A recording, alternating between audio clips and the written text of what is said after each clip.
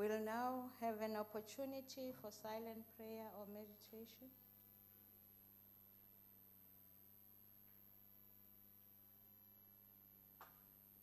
Thank you. You may be seated.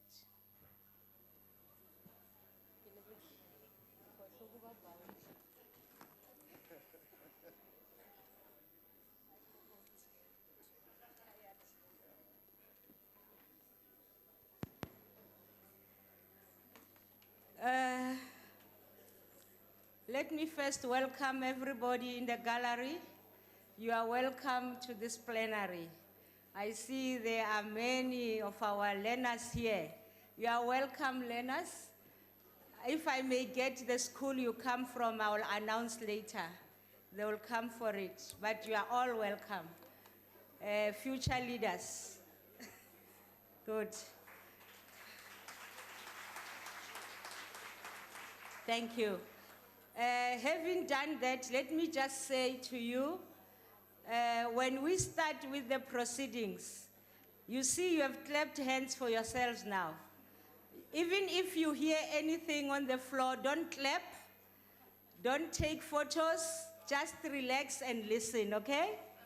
Thank you very much. And smile. I'll now ask the secretary to read the order. Debate on vote number 2, Parliament Appropriation Bill. Ke a leboga, ke tla bitsa mme Musa Khotla a tlo re bulela polelo ya rona ya letsatsi.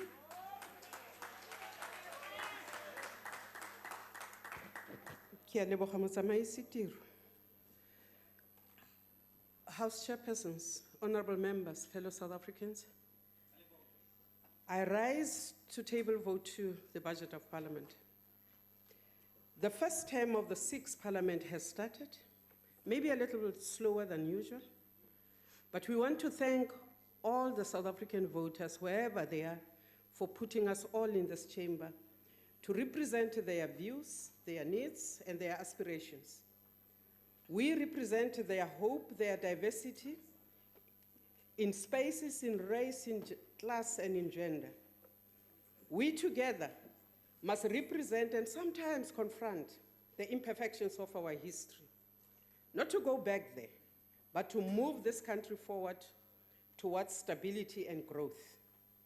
The Constitution gives us a burden and a privilege to recognize, to mediate, to correct, and to promote the principles and values that will truly turn this country into the South Africa we want.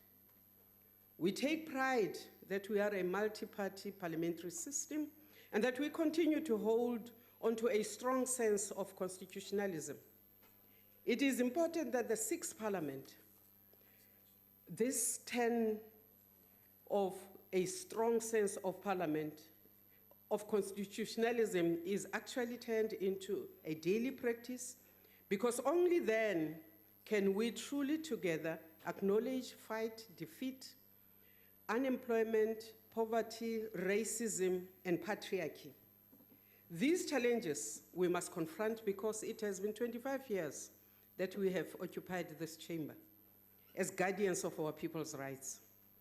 We must now increase our ability as Parliament to scrutinize, evaluate, and monitor the availability, the quality, and the frequency of services from all of Cabinet's portfolios, SOEs, and DFIs, to ensure that there is money for value and that there is a positive impact in the quality of life of South Africans.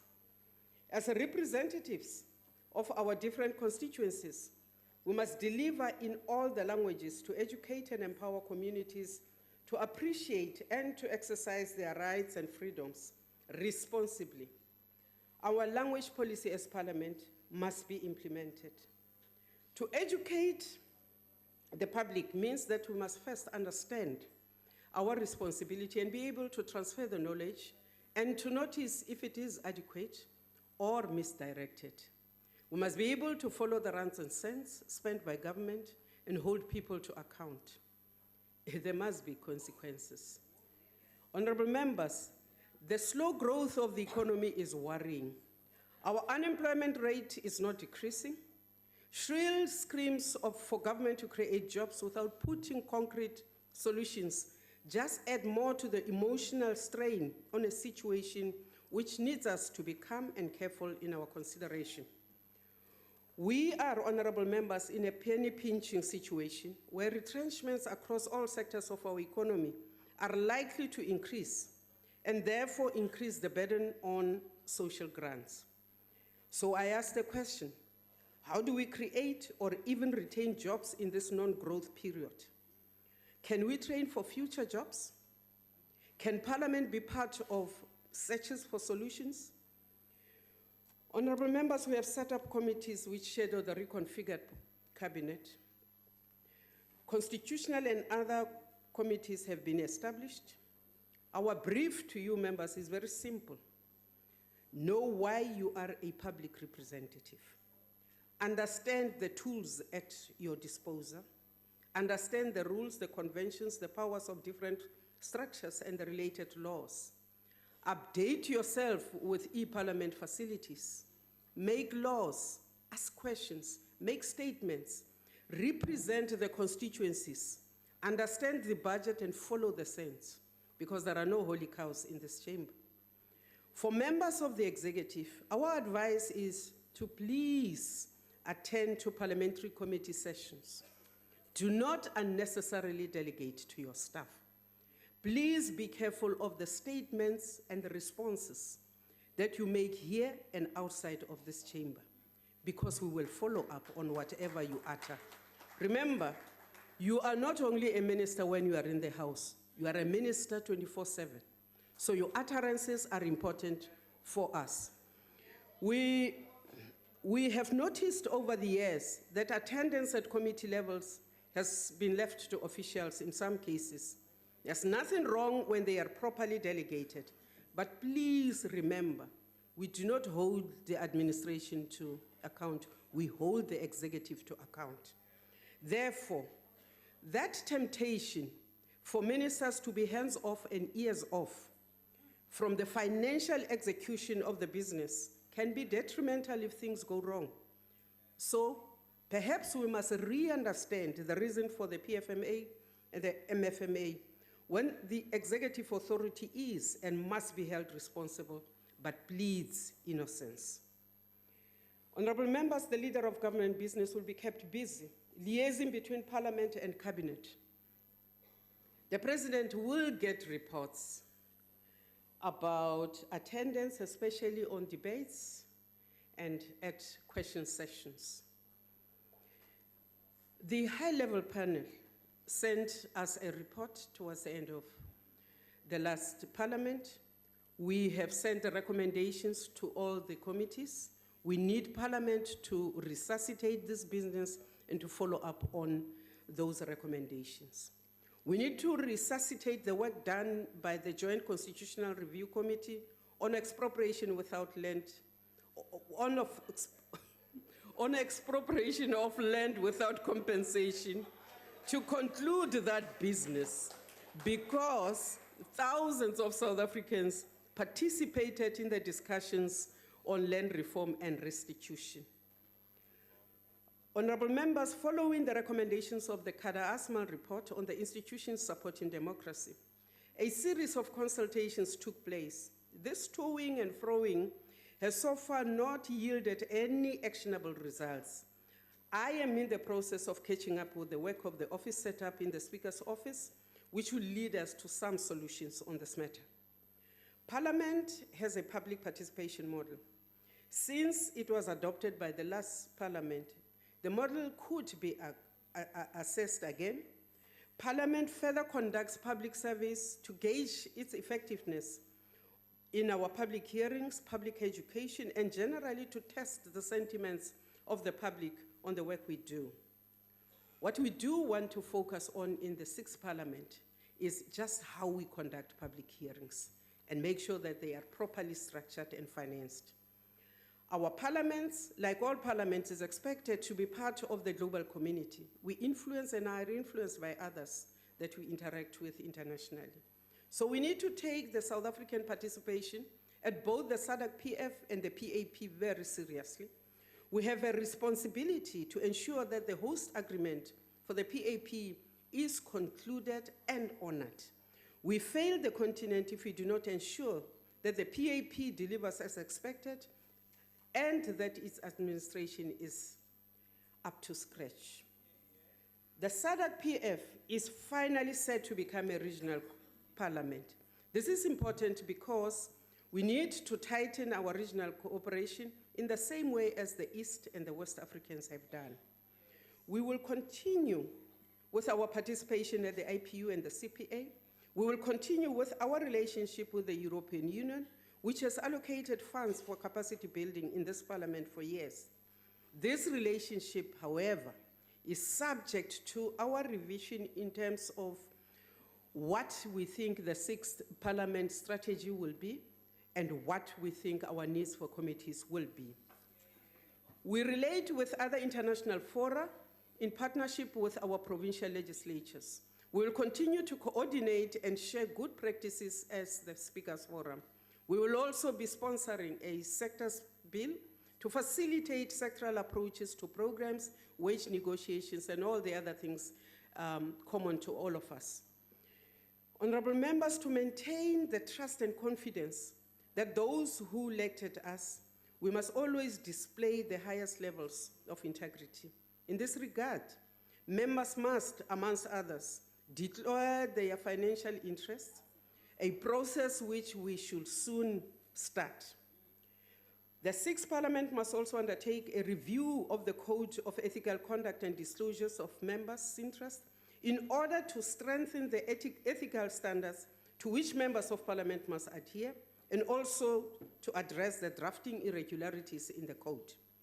The turnaround time of complaints handling and investigation in respect of the allegations of breaches of code of conduct must receive attention. The staff complement in the Office of the Registrar of Members' Interest has been identified as a priority, and a dedicated staff will soon be appointed to conduct the investigations and complaints handling. We appeal to the committee to consider the matters that were not finalized in the fifth parliament, with a view to make a determination on their processing. What should concern the committee is to maintain and preserve the integrity of parliament. This, we hope, will be done as quickly as possible so that any member whose matter may not have been concluded can find relief. Honorable member, during the induction session, I said that we must never have a parliament that is incoherent, that is the laughingstock of its own people or of Africa or the world. We are public representatives. Let us respect the House. Let us respect one another. We can have a robust debate as much as we want in this House. Use your freedom of speech, but do so responsibly. From the presiding side, we will do whatever we can to ensure that the protection of all members in the House is adhered to.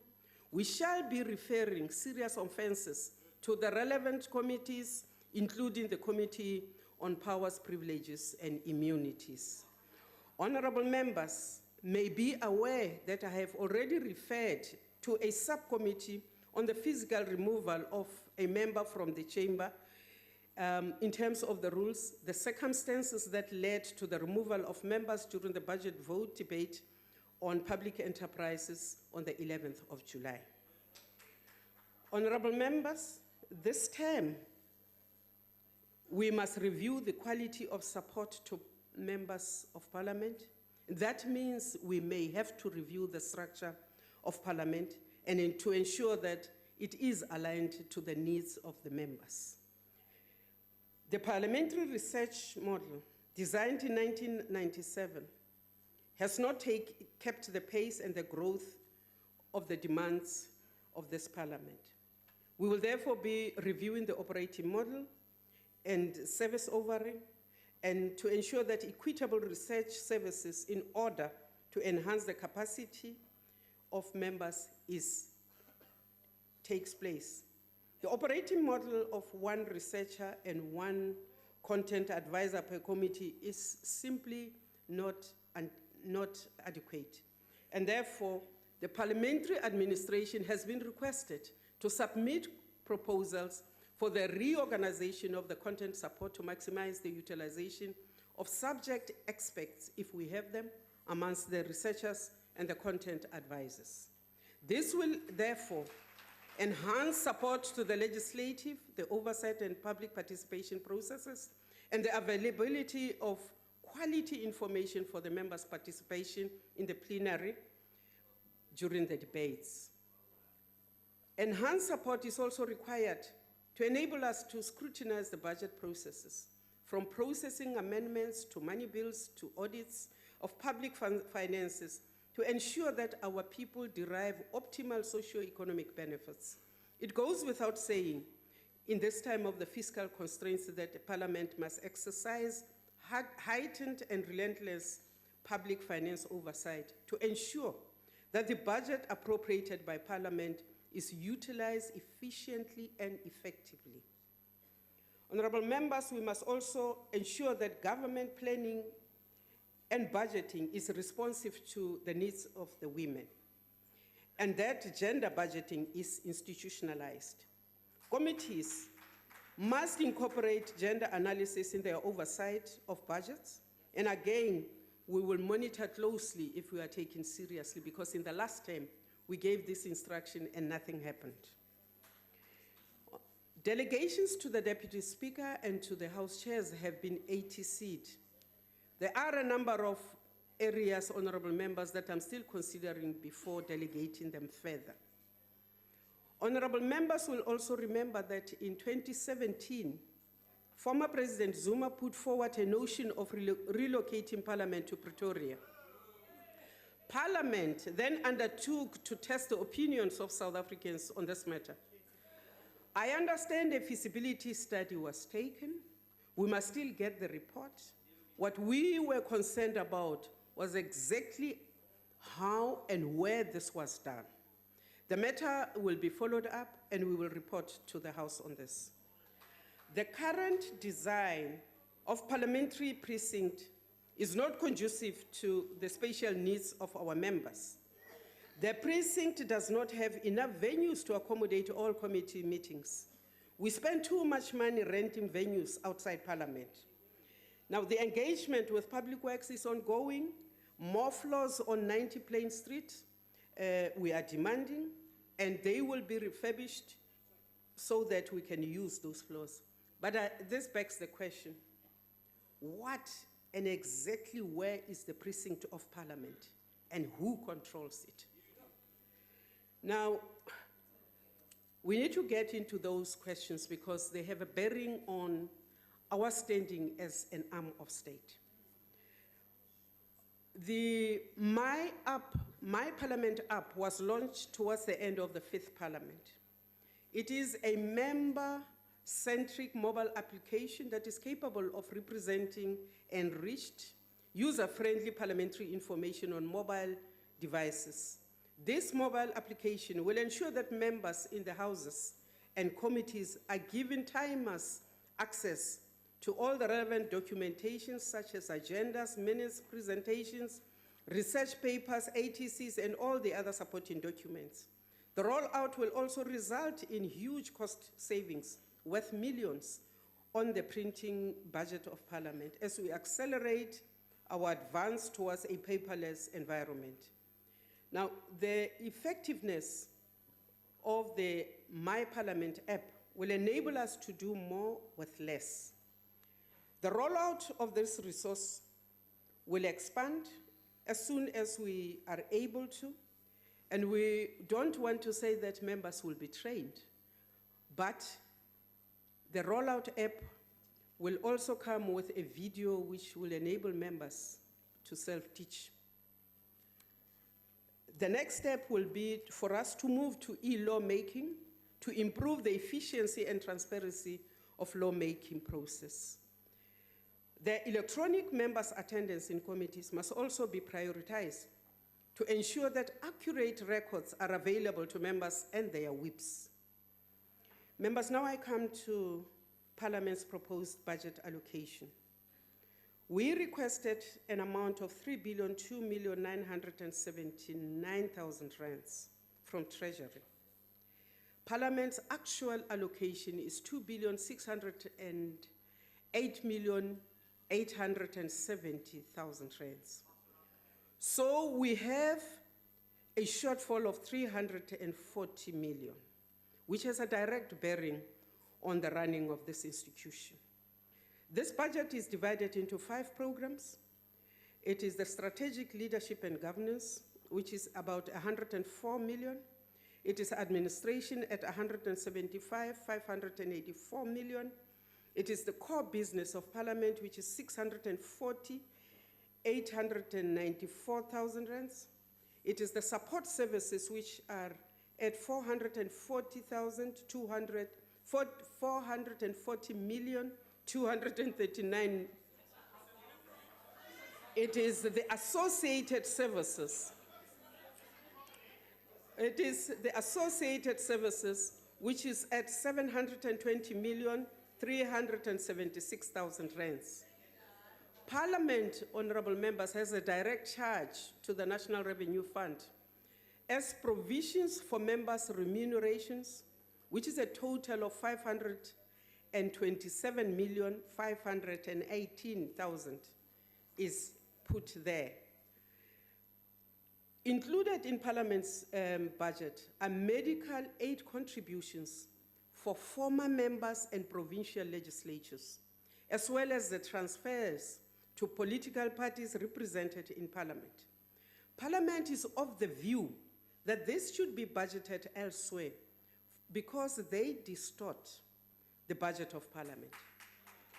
Engagement with the President as head of state and the Minister of Finance is ongoing with a view to addressing this matter further. We must endeavor to maintain clean audits in the 6th Parliament as we have done in the 5th Parliament. And we look forward to working with the Joint Standing Committee on Financial Management of Parliament. We've managed through human resources to fully insource the catering and cleaning staff to permanent employment. And I'm told we have also offered permanent employment to the employees on the D band who were appointed on fixed term, with the exception of the employees attached to the political office bearers and those who are in the project's office. This has contributed immensely to boosting employee morale and stability, and hopefully this will also contribute to better performance towards the public representatives. The labor relations climate is stable, and it is showing an encouraging upward trend as we reported last year. Despite minor challenges, we are in continuous dialogue with the union and the management. We want Parliament to continue being the employer of choice in the South African society at large. But I repeat, maintaining labor peace must not be at the expense of proper capacity to public representatives.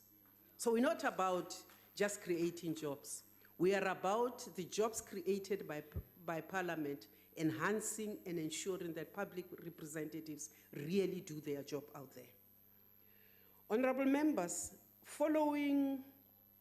the following senior management positions are currently vacant: the Chief Information Officer, the Chief Financial Officer, the Head of Security.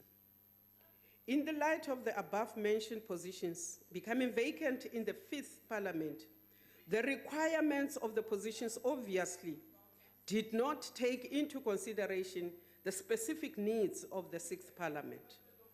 If requested to re-advertise, we will do this process again so that we can find suitable employees who will be appointed in these positions and will be able to deliver on the mandate of the 6th Parliament. The disciplinary hearing of the Secretary to Parliament is ongoing. The agreed for dates for the hearings are scheduled for the end of July to finish the evidence, and early August for closing submissions. We, honorable members, are with you on this one. We're tired. It's dragged on. But we cannot interfere for fear of messing up the DC and creating a situation which might find us on the left foot. So we are hoping this matter will soon be put to bed.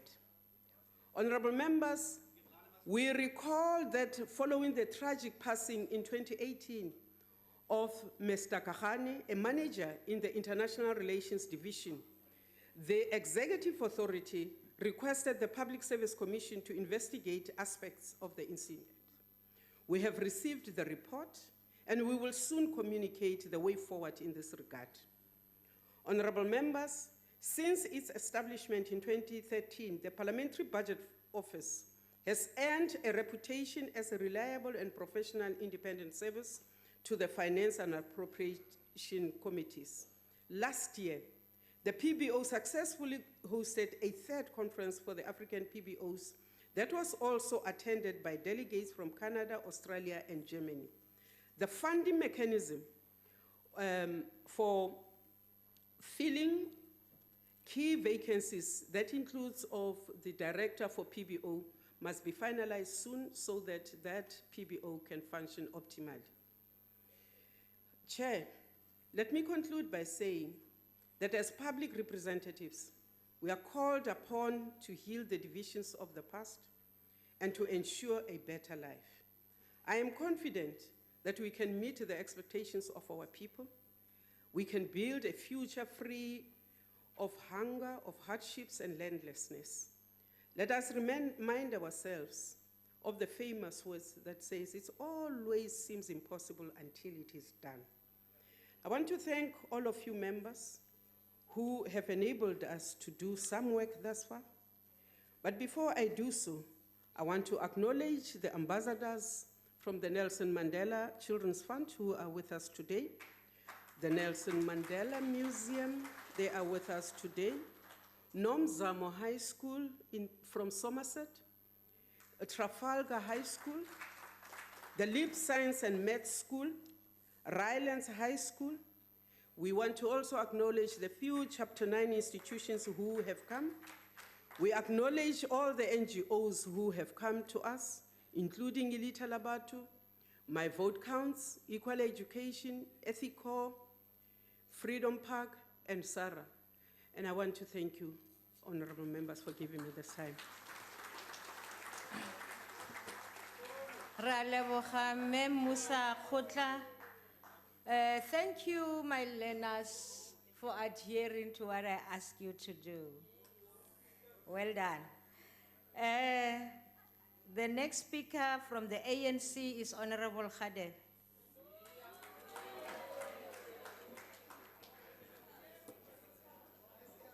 Honorable Chairperson, let me first take this opportunity to greet the Executive Authority of Parliament, who is the Speaker, Mama Umdise. I'd also like to greet my colleagues and the distinguished guests who are up there in the gallery. First of all, Chairperson, ngizothanda ukubonga bonke abantu baseNingizimu Afrika abaphuma ngobuningi babo ngomhla ka-8 May 2019. Lapho baphuma khona banikeza i-African National Congress imandate enkulu ukuthi iqhubeke iphatha lelizwe leli. Sithi singu-ANC sithi sizoqhubeka sibasebenzela njengoba sabasebenzela kusuka ngo-1912. Chairperson, the ANC supports budget vote number 2. The ANC supports the budget vote of Parliament because it knows that this Parliament was created through the blood, the sweat, and the tears of the people of South Africa. This is evidenced by the fact that last week on the 11th of July 2019, we marked the 56th anniversary of the arrest of the Rivonia trialists in Lilliesville Farm in Gauteng. They were arrested because they fought for the equality of all the people before the law. This equality which they were clamoring for was based on the clarion call of the Freedom Charter, that no government could claim legitimacy unless it was based on the will of the people. It is befitting that this week we also mark the 101st anniversary of the birth of East Talwanda Utata Nelson Mandela, who was also the Rivonia trialist and the first president of the democratic South Africa. Chairperson, this Parliament rightly adopted the motto, "We the people." This presupposes that the work of Parliament will be centered around the people. That is why the ANC came with the concept of an activist parliament, which is expected to take the issues of the people from the constituencies, NGOs, and community-based organizations, where these issues will be addressed by Parliament. As we pass this budget of 2.6 billion, we have to ask a question, whether this funding is adequate, since Parliament is the other arm of state which is supposed to oversight the executive, whose budget is more than R1 trillion. To answer this question, we have to ask whether the Parliamentary Budget Office is adequately resourced to adequately deal with the various programs of Parliament so that their allocation meet the mandate that they have to execute. For example, the work of the executive must be equal to the work of the oversight of Parliament. The Parliament cannot be found wanting in holding the executive to account. In this current budget, there's a deficit of 424 million rand. So the issue is, how effective are the parliamentary committees and constituency offices going to be in ensuring that the policies of government impact positively to the lives of the people of South Africa, since we are still faced with the scourges of the triple challenge of poverty, unemployment, and inequality. Chairperson, I'll make an example here. In my constituency, the Department of Water Affairs and Sanitation undertook a project of building a sewage pump station, which was shoddily built. When this was brought to the attention of the regional head of water and sanitation in the province, he reported that the project was not in their books, and when the Office of the Auditor General came to the constituency to assess the project, there was no trace of the company which was involved. When they knew that the Auditor General was coming the following day, the previous night they disappeared. They were nowhere to be found. That is why I agitate that in the next financial year, there must be an increase in the support for the portfolio committees and the constituency offices so that the misuse of resources like this can be arrested when they are still in progress, not by SCOPLA when the mischief has already occurred. Honorable Chair, having painted this bleak picture, the ANC will, in this regard, implement its 53rd conference resolutions, whereby it resolved to play a more effective role in the legislature's budgets, structures, and human resources issues. As such, the ANC agreed to use the appropriate channels, which include the budget processes as envisaged in the Parliamentary Finance Management Act, to address this challenge. In doing so, the ANC will be mindful of the fiscal consolidation that was announced by the Minister of Finance in his budget speech in February, and take cognizance of the separation of powers. Honorable Chair, one of the critical constitutional mandates of Parliament is to exercise oversight on the executive. This constitutional mandate becomes very crucial to ensure that the NDP objectives are achieved by 2030. Again, Honorable Chair, in this regard, it is the 53rd conference of the ANC which resolved to improve the legislature's oversight model and capacity. Therefore, the ANC is pleased with how the previous Parliament planned to finance the development and implementation of the refined oversight and accountability model to ensure that the executive implements the objectives of 2014 to 2019 and thereby abide by the objectives of the NDP. Chair, Parliament must ensure that adequate funds are budgeted for the proper implementation of this model, so that the Parliament, through its committees, is able to identify, root, and prevent wastage of resources which compromises service delivery, and hence, therefore, the attainment of the overarching broad objectives as set in the NDP. Honorable Chair, it is the determination of the ANC to have a parliament which is more activist and people-centered. To crystallize the importance of this undertaking, the ANC has resolved to use constituency work effectively to link legislatures and people. In this regard, the ANC will push for more funds to be allocated to the constituency allowances. Chairperson, members use constituency offices, and the current work done by members in their constituencies is not visible. It seems there's little attention given to the constituency work. You get hardly any report from the constituency work or inputs emanating from the constituency work to decide how the portfolio committees are going to conduct their oversights. Subsequently, the ANC recommends to strengthen the use of the constituency work by ensuring that there's a proper financial accountability of the funds allocated for the constituency allowances to ascertain the value for money.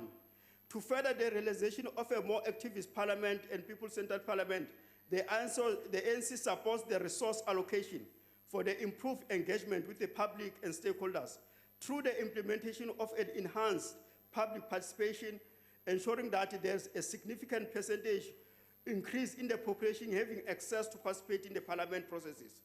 Honorable Chair, effective parliament and capable parliament, which is best run and ensuring that the principle of economy, efficiency and effectiveness are at the epicenter of any decision making is what will drive the attainment of our country's objectives as set up in the NDP. As such, the ANC recommends to put more emphasis on non-performance information to ascertain the value for money for each rand spent in the 2019-2020 budget. In concluding, Honorable Chair and members of this House, the NDP underscores the importance of building a capable and developmental state within a vibrant democratic system. In order to achieve this objective, the NDP emphasizes the need between the legislature and the executive in ensuring that the executive is held to account, that policies are subject to rigorous debate, and that questions are asked when things go wrong. Thus, about strengthening the oversight role of Parliament. So the ANC Chair supports this budget vote. Thank you. Thank you, Honorable Khadebe. The next speaker from the DA is the Deputy Chief Whip of the Opposition.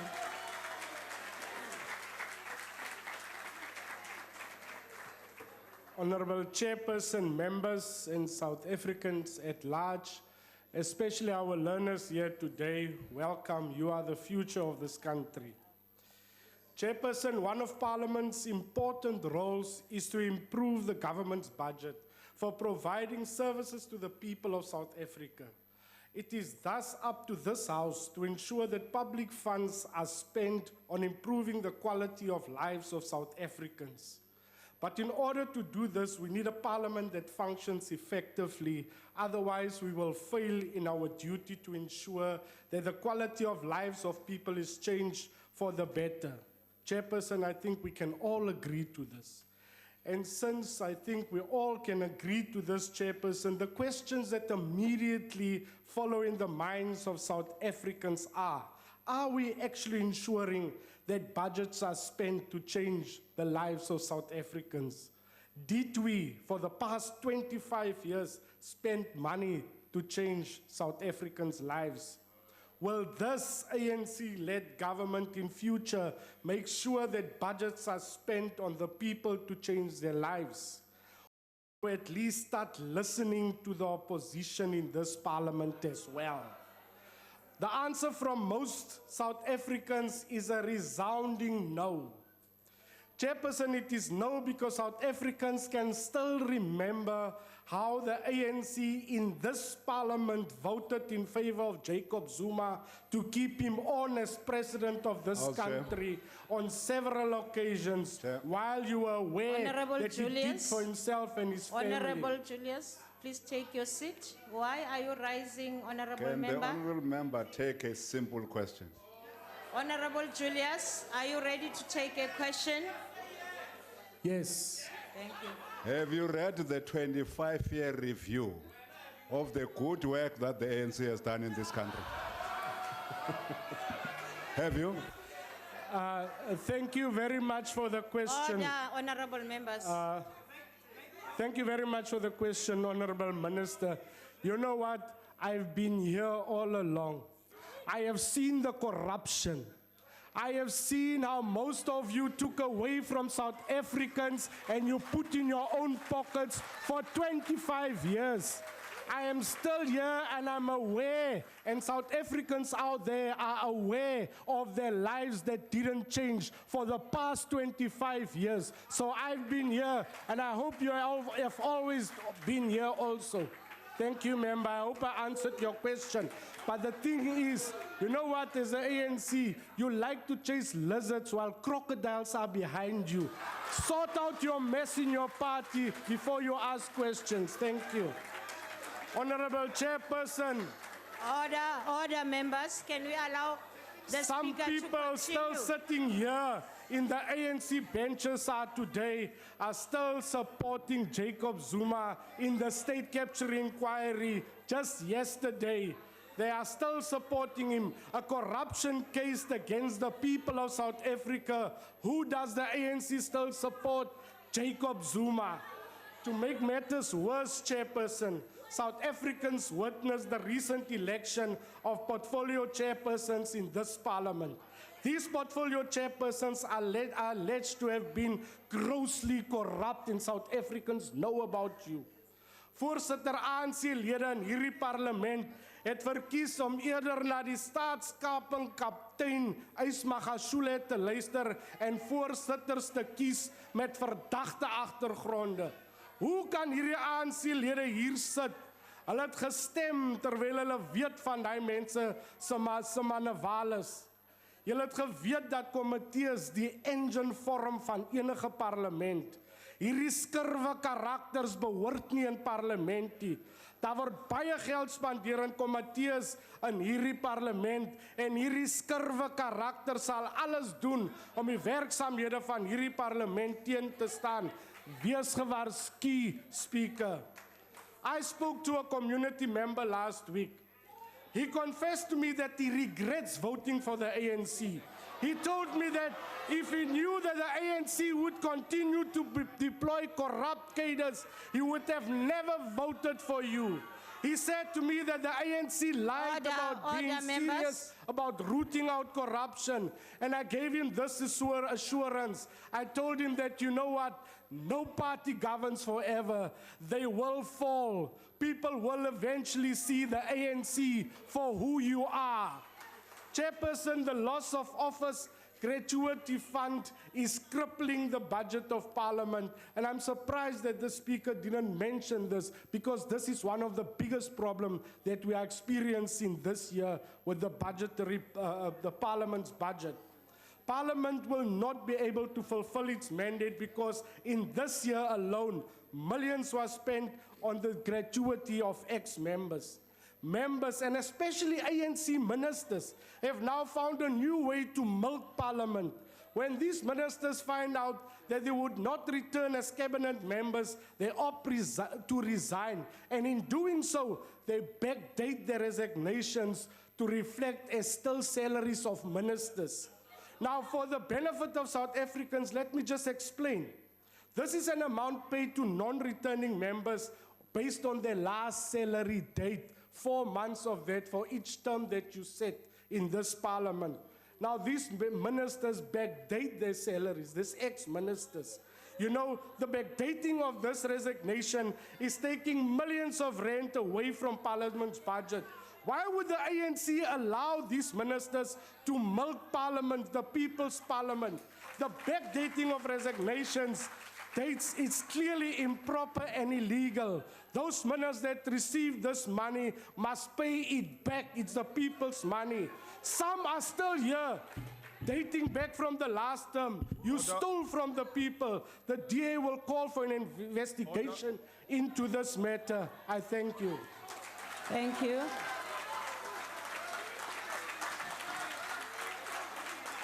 Thank you, honorable members. Thank you. Thank you. Take your seats. There's an agreement that we call on the IFP before the EFF. Honorable Singh. Thank you, Honorable Chairperson, Honorable Speaker, and Honorable Members. I would like to start off by quoting the words of the former President of India, Pratibha Patil, and this is what she said. Parliament of the country is the repository of the sovereign will of the people, and its successful functioning is a joint responsibility of both the government and the opposition. Close quote. These words must set our pace and ring true throughout the 6th Parliament as we strive to be more responsive to the ever-changing demands of this great nation. Chairperson, the people of South Africa must look up to Parliament as an apex institution and gain respect for it through the quality of work that passes through it and its ability to fulfill its mandate. Parliament as an institution must be seen as a singular arm of the state that must encompass a plethora of views whilst working together with other arms of state. Therefore, the current budget of Parliament must be directed in a manner that seeks to achieve responsiveness, information, and accountability for both government and members of Parliament. In order to achieve this, Parliament must be fully capacitated in all aspects. This requires a larger budget that is more focused in achieving the goals of accountability, oversight, and enacting legislation. Firstly, we must look at security of Parliament as a public institution during committees or plenary sittings. Last week, we saw an incident where the budget vote on public enterprises descended into chaos. The chaos ensued when honourable members tried to intimidate another member of this House, a minister of this country. Honourable Speaker, I do not wish to debate the merits of the action at this point, but rather highlight the issue that the chairperson had to sound numerous calls for security before they entered. Security must be available when they are required. On the point of unparliamentary behaviour, chairperson, we need to develop, through the Rules Committee, a formula that ensures that punishment fits the crime. In other words, incidents like that which occurred during the public enterprises budget vote debate must be investigated fully and be followed with harsher consequences. To this end, the IFP welcomes the action taken by the Honourable Speaker thus far. Secondly, but keeping with the idea of accountability, Parliament must not fail in its principles of holding the executive to account. And I think you spoke at length about this, Honourable Speaker, and I agree with you. But what we find is in the portfolio committees, which you don't sit on, Honourable Speaker, we find members on this House, this side of the House, criticizing departments, criticizing ministers. But when they come here where I'm standing, they wax lyrical. And that is the problem. We all have to be committed to ensure that we hold the executive to account. Honourable Speaker, we are awaiting your update on the moving of Parliament's location and request an answer soon, and you've referred to that. And why we need to know that is how much of money is going to be invested here before that Parliament becomes a reality. So I think it's important that we be given regular updates. But having said that, there is a serious oversight in terms of maintaining the infrastructure in this particular Parliament. The IT infrastructure, firstly, is insufficient for current usage volumes. This is a simple tool of trade that all members and support staff must be able to access for greater efficiency and outputs. Often MPs are provided with tools of trade, and I heard you say, Honourable Speaker, that we have to learn ourselves. I don't know if that's possible for people with the receding hairlines like me, but I think we have to be trained, and we have to keep up with what is the fourth industrial revolution. So we need training in this regard if we bring in better IT. Speaker, I was just elected recently the president, not of the country, of the Parliament's squash club. We've got a parliamentary squash club here. But honestly, Honourable Speaker, I plead for the maintenance and upgrade of the squash courts. We host visiting teams that play against us here, and there is a need to maintain our standards. The same can be said, Honourable Speaker, for ablution facilities around this Parliament and a properly equipped clinic. We will support this budget, Honourable Speaker, and I'm glad you touched on the issue of staff morale, the finalisation of the matter of the Secretary of Parliament. Another challenge we have is interpretation services. We saw the kind of chaos this led to during the budget vote debates when we didn't have interpreters on board. Honourable Speaker, you have said all the right things. Now is the time to implement. We will support this budget, but ask for more money. Thank you. Thank you. The next speaker is from the EFF, the Honourable Dr. Ndlozi. Thank you very much, House Chairperson.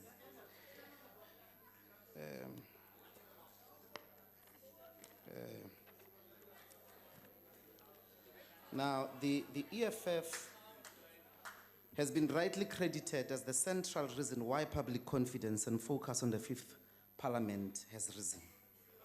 It is the teeth that were restored to the Fifth Parliament for it to bite when it comes to holding the executive accountable in this age of parasitic politics and petty bourgeois. Without the EFF, the process for amendment of the Constitution to allow the historic and revolutionary objective of land expropriation without compensation would have never been realized. This process saw the largest public participation in parliament processes ever, I think even including since there was a republic in South Africa. Without the remedial actions of the public protector, this parliament, without the EFF, the remedial action of the public protector on Nkandla would have never seen the light of day, because Jacob Zuma wanted to ignore them without a successful court review. Why? Because each time Zuma appeared in this house, as long as he did not respect the remedial action, he was faced by a legitimate protest of EFF MPs, which forced him kicking and screaming to abide by the public protector's office remedial action. Without EFF, there would have never been a new president of the ANC called Ramaphosa.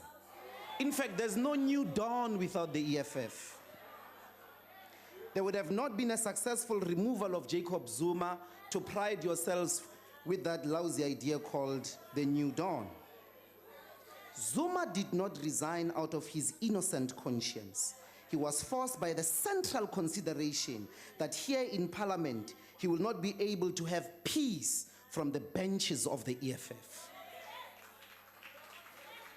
Now, why is this protest of EFF MPs important?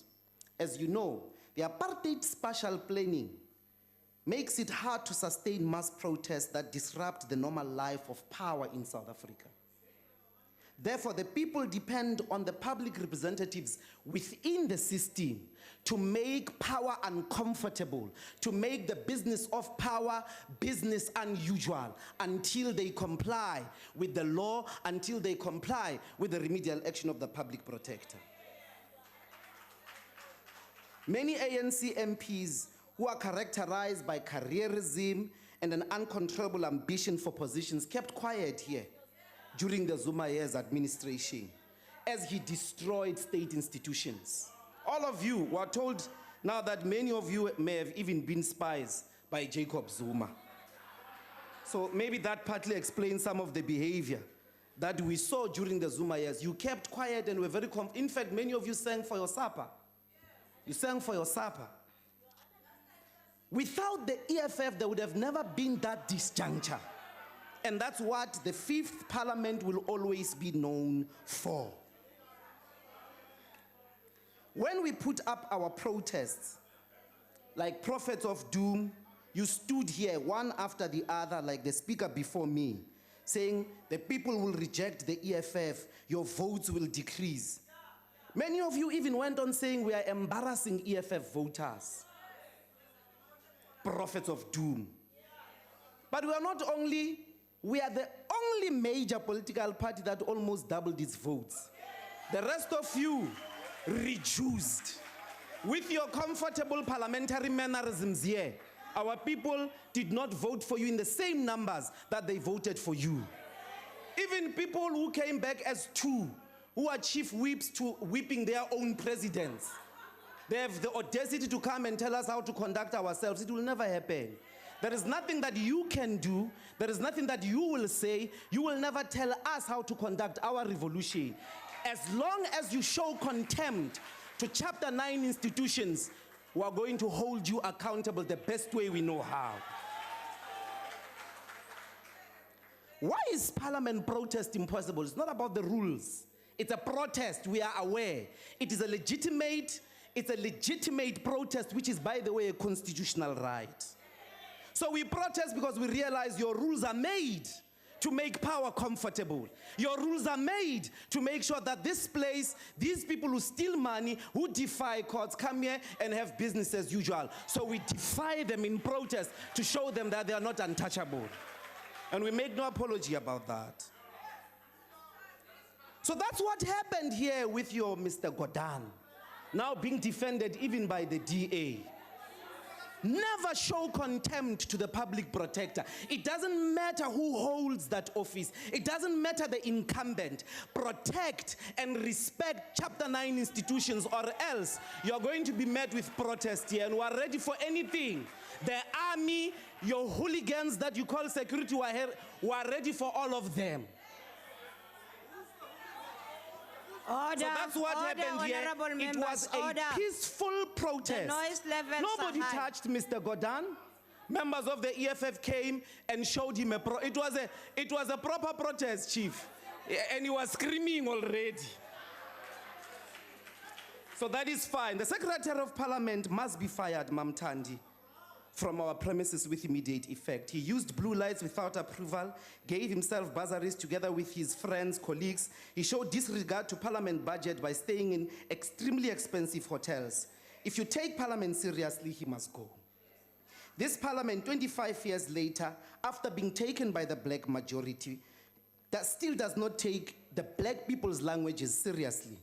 Parliament only uses English and Afrikaans in documents, even in simple things like the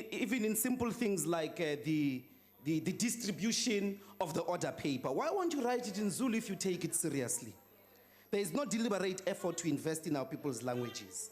In the 6th Parliament, EFF will make sure that it initiates private members' bills on the amendment of the Banks Act on alcohol, to ban alcohol advertisement. We're going to initiate insourcing of all workers. We're going to initiate legislation in relation to 24-hour clinics. Finally, I want to give a warning to the Deputy Speaker. You'll never, ever, ever succeed with the EFF if you continue to show the type of incompetence, even with regards to court rulings. Even in relation to court rulings, when you make rulings in this House. This is not your kitchen, this is not your dining room. Thank you, Honorable Ndlozi. Your time is now expired. Otherwise, you too are going to be in a long line of those who are going to protest against. I'm going to switch off your mic.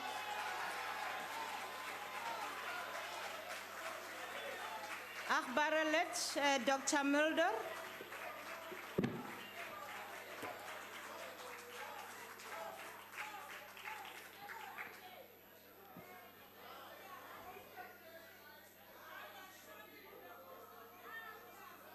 Order, honorable members. Order. Honorable Chairperson, today we are debating vote 2, Parliament. Of course, there is no vote called the Order, EFF. Honorable Dr. Mulder. Honorable members, you can't shout like that.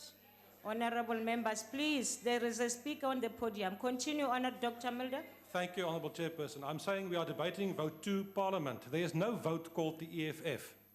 If you listen to the Honourable Ndlozi, the debate was about the EFF. Maybe. Order, honourable members. Maybe we should have a debate on the EFF. If you listen to the Honourable Ndlozi, it was only the EFF that did this and that and the other. That's not true. It's exactly the opposite. If you did not go on with Honourable Zuma the way you did, the ANC could have fired him a long time ago. But because you were going on with the Honourable Zuma, they couldn't do that. They had to protect him. Honourable Speaker, Order. I would like to start off. Thank you, honourable members. Can we listen, please? Order, honourable members. Continue, Dr. Mulder. Thank you, Honourable Chairperson. The Honourable Ndlozi also reminded us that the EFF doubled their vote. We quadrupled our vote. Yes, we did. Yes, we did. No, we did. And you've reached your ceiling, and that's the end of the EFF. Honourable Chairperson, I would like to speak to the Honourable Speaker and congratulate her on her first debate. Honourable members, please. During the first term. Then, honourable members, can we please observe the decorum of the House? Please. Honourable Mulder, please continue. Thank you, Speaker. No, Honourable Speaker, the Honourable Speaker of the House, you referred to the legislative authority of Parliament and the important role that we should play in terms of scrutinising and overseeing executive action. And then you said also during your speech today that basically we will keep the executive to account and there must be consequences. And I accept that and I agree with that. But, Honourable Speaker, we have failed in the instance of Section 55(2)(a) of the Constitution. Section 55(2)(a) of the Constitution says, the National Assembly must provide for mechanisms, A, to ensure that all executive organs of the state in the national sphere of government are accountable to it, and B, to maintain oversight of the executive on national and the national authority. The point I'm trying to make is this. You referred in your speech that we should scrutinise and do oversight of over each and every portfolio of the executive, as well as SOEs. But what about the office of the president, ma'am? It's time that we also create a mechanism in terms of which we do oversight of the president and the president's office. And I think we should seriously do that. I think the Constitution expects that from us. We should do that. But, Honourable Speaker, when you say there must be consequences, then I'm saying there must not only be consequences for the executive, there must also be consequences for members of parliament. It cannot only be the executive. If members of parliament misbehave, and they do, from time to time, some of them do, because some of them in this House clearly stated before they came to Parliament in 2014, and it was said again this afternoon, that they want to bring the revolution to Parliament. Now, this is a place to debate. And if you cannot win the argument with better arguments, you don't win the argument by trying to intimidate people. That's not called debate. That's not called Parliament. So, Honourable Speaker, last week when we had the incident with the Minister of Public Enterprises, those members were ejected from the House. But what did they do? They just went down the stairs to another meeting of Parliament, and they joined that and they participated in those debates. That is not consequences. That is not acceptable. It cannot be done. If members are ejected from the House, they should be ejected from the premises of Parliament. Now, at this stage, it's quite clear that there are no consequences that some members take seriously. So I would suggest that we think about something else. Let's start to deduct from certain people's salaries. Let's deduct from certain people's salaries. If they misbehave, we deduct from their salaries until they cannot pay their Gucci accounts, and they cannot pay their expensive German vehicles, and they cannot pay all those things that honourable they buy. members. Point of order. Order, honourable members. Point of order. Honourable Mulder, can you take your seat? Order, just a minute. Order, honourable members, can you hear what another member is saying? Honourable members, order. I thought the debate is not about Honourable EFF, my man. But you have spent 90% now talking about the EFF. You know why? Because the EFF is Parliament. There's no point of order there, Honourable Ndozi. On a point of order, House Chair. Yes, that was on not a point of order. That was a terrible On a point attempt. of order. I rise on a point of order. Can we humbly request? Honourable member, can Yes. you wait a minute so that I can give you a chance to speak? I haven't recognized you yet.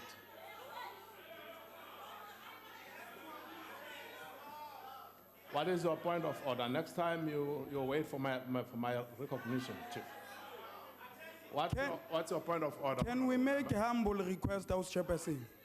That ice boy has been given an opportunity to speak.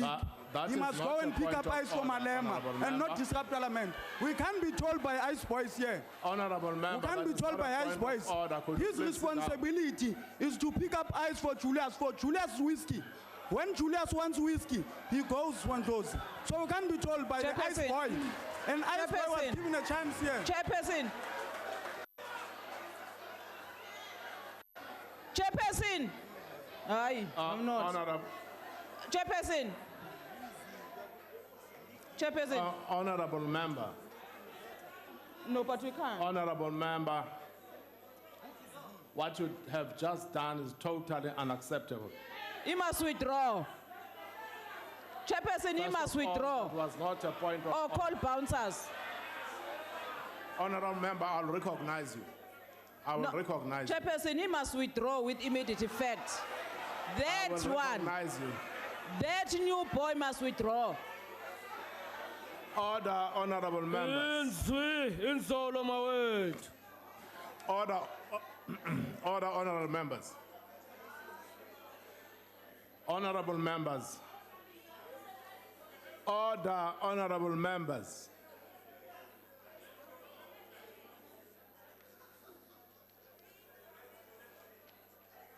Honourable members, we have rules in this House.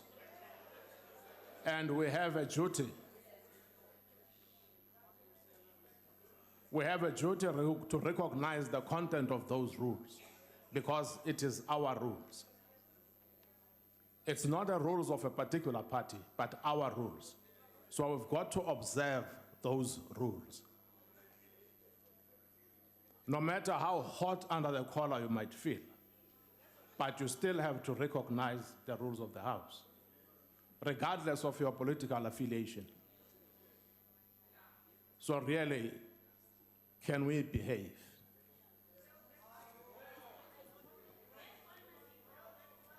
Honorable member, not only shall you withdraw, can you apologize for your behavior?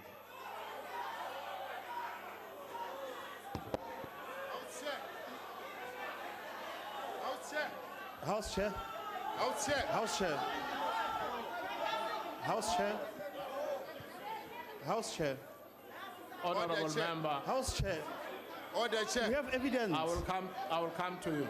Order, Chair. I will come to you. Let me deal with it first. I will recognize you after that honorable member. I will come back to you. Honorable member, that behavior was not acceptable. Could you please? I withdraw, House Chairperson. Thank you very much. Chair. Honorable member, you raised the hand. What was the point of order?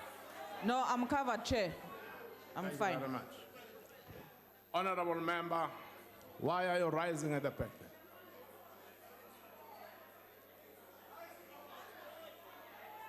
Chair, for the sake of progress, I submarine. But Honorable Lozi said Parliament is EFF. Parliament is not EFF. Parliament is ourselves as members. That must is also not a withdraw. point of order, honorable member. Thank you. Order, honorable members.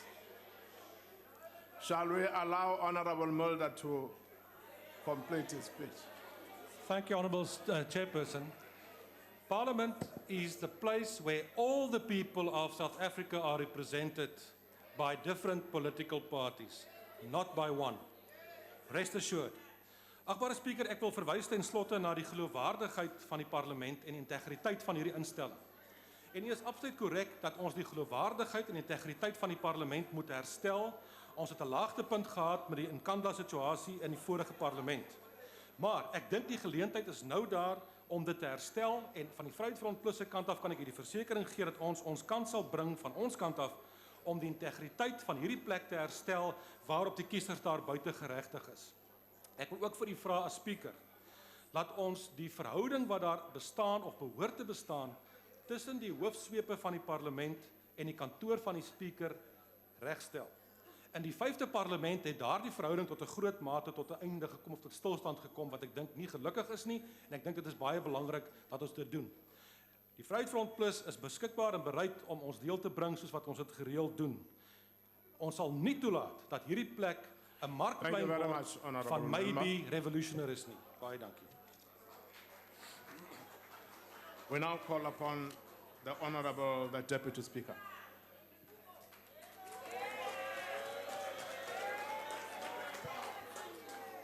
Chairperson, thank you very much for the opportunity. Madam Speaker, comrade ministers, deputy ministers, all the rest of the House chairpersons, I explicitly also want to recognize whips, and in addition, to talk about the people who oil our relationship, ourselves in Parliament and the executive, including provincial liaison officers. They constitute part of a critical machinery of what constitutes Parliament. I want to suggest that the challenge we face is that at the end of our 5 years, we must look at this opportunity with pride that we took advantage that it presented us, to work together, to craft ways of working together and thinking together to address challenges that the people who recently elected us pointed out to us in no uncertain terms. I'm hoping that the work to position Parliament, Madam Speaker, that you and the previous Speaker were involved in will continue under your leadership and that of Honorable Chairperson of the NCOP. That work is important because this positioning of Parliament appropriately is in line with the Constitution and that it requires to be adequately resourced. We therefore call that this collaborative dialogue that is in the legacy report must be pursued with the greatest of passions between yourself, the two of you as EXCO, as well as the head of the state and of government and of the executive and the judiciary, so that the ongoing relationship between these three arms of the state and supported by institutions that support democracy evolve properly and carrying out the job to defeat poverty, inequality, as well as the unacceptable levels of unemployment. We've agreed, for example, that constitutional deadlines that we are given where the Constitutional Court intervenes, but recognizes that this space is Parliament space, does not enter there, but defers to us to carry out our job, that we must meet those deadlines consistently every time. And that subject must be a cause for discussion in the collaborative dialogue I'm talking about. Similarly, we ourselves as Parliament in various portfolio committees are responsible for the appointment of committees, rather commissioners, so that these structures are able to carry out their functions properly and do it in a manner that is consistent with the constitutional requirement. We, in other words, must deal with those areas for which we may be found wanting, but act proactively to close those gaps. This is absolutely crucial for Parliament to play its work in the next 5 years or so. Democracy is clearly not a cheap exercise. But this recognition also implies that the resources that are generated by our people and the public, which the state uses, must be used appropriately. Similarly, those citizens of other countries that contribute taxes that come to us via support in many ways must also be used appropriately, so that when they receive feedback from their government that we gave South Africa this money for this purpose, the report we get is a satisfactory one, that it was used appropriately. So this is a crucial part of our internationalism. We succeeded to defeat apartheid and its colonial legacies, part of them, because of the support of others in other parts of the world and so forth, and therefore the necessity to treat with respect the resources that they give us and support us with must be the same that we treat the respect of the money that comes from our own people and their resources. So this is a crucial part of what we are learning from the past. And in fact, the commissions of inquiry that are going on are seeking to address this matter transparently, that we must not wait in certain instances to close the legislative, institutional, or oversight task that we should undertake. Therefore, this is an important part of what we are learning from the past. Our conduct in the House, there's no question, must demonstrate that we will handle public affairs properly, with dignity, although with the necessary robustness. We all undertook to obey the Constitution and all other laws when we took up office. Let's do so in the House. It cannot be correct that we do that. We stand here and we undertake to obey the Constitution and the law, and we go ahead and break it. And then, and so the impression, and so the impression. Order, honorable members. Don't drown the speaker. That contradiction is inappropriate. It is inconsistent with claiming rhetorically adherence to the Constitution when in practice we do exactly the opposite. Order, honorable members. Honorable members, we have recourse to do in writing so that we must be challenged on the issues that we are being referred to. Honorable Ndlozi, I did not intend to respond to you in the manner in which you want me Honorable to. Honorable Chairperson. Honorable Chairperson. members, order, please. I want to raise a point of order. Can you hold it a minute? What is your point of order, Honorable Ndlozi? Thanks, Chairperson. The Deputy Speaker must not address me directly, must speak to the House. Those are the rules. That's why you'll never be anything Honorable above Ndlozi. Deputy Speaker. You have reached your ceiling because you don't read Honorable your Ndlozi. responsibilities. Don't speak to me Honorable directly. Ndlozi, That's what the Honorable rules say. Ndlozi. Yeah. That's not a point of order, Chief. No, it's not. Honorable Deputy Speaker, you can continue. No, it illustrates the point I'm making. We must walk our talk. Yes, I do walk my talk.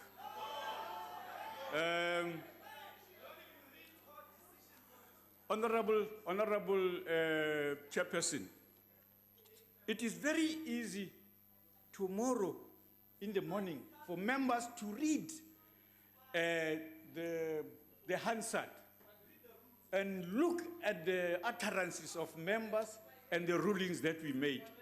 It will not take a legal expert to see the correctness of our sessions from the chair here.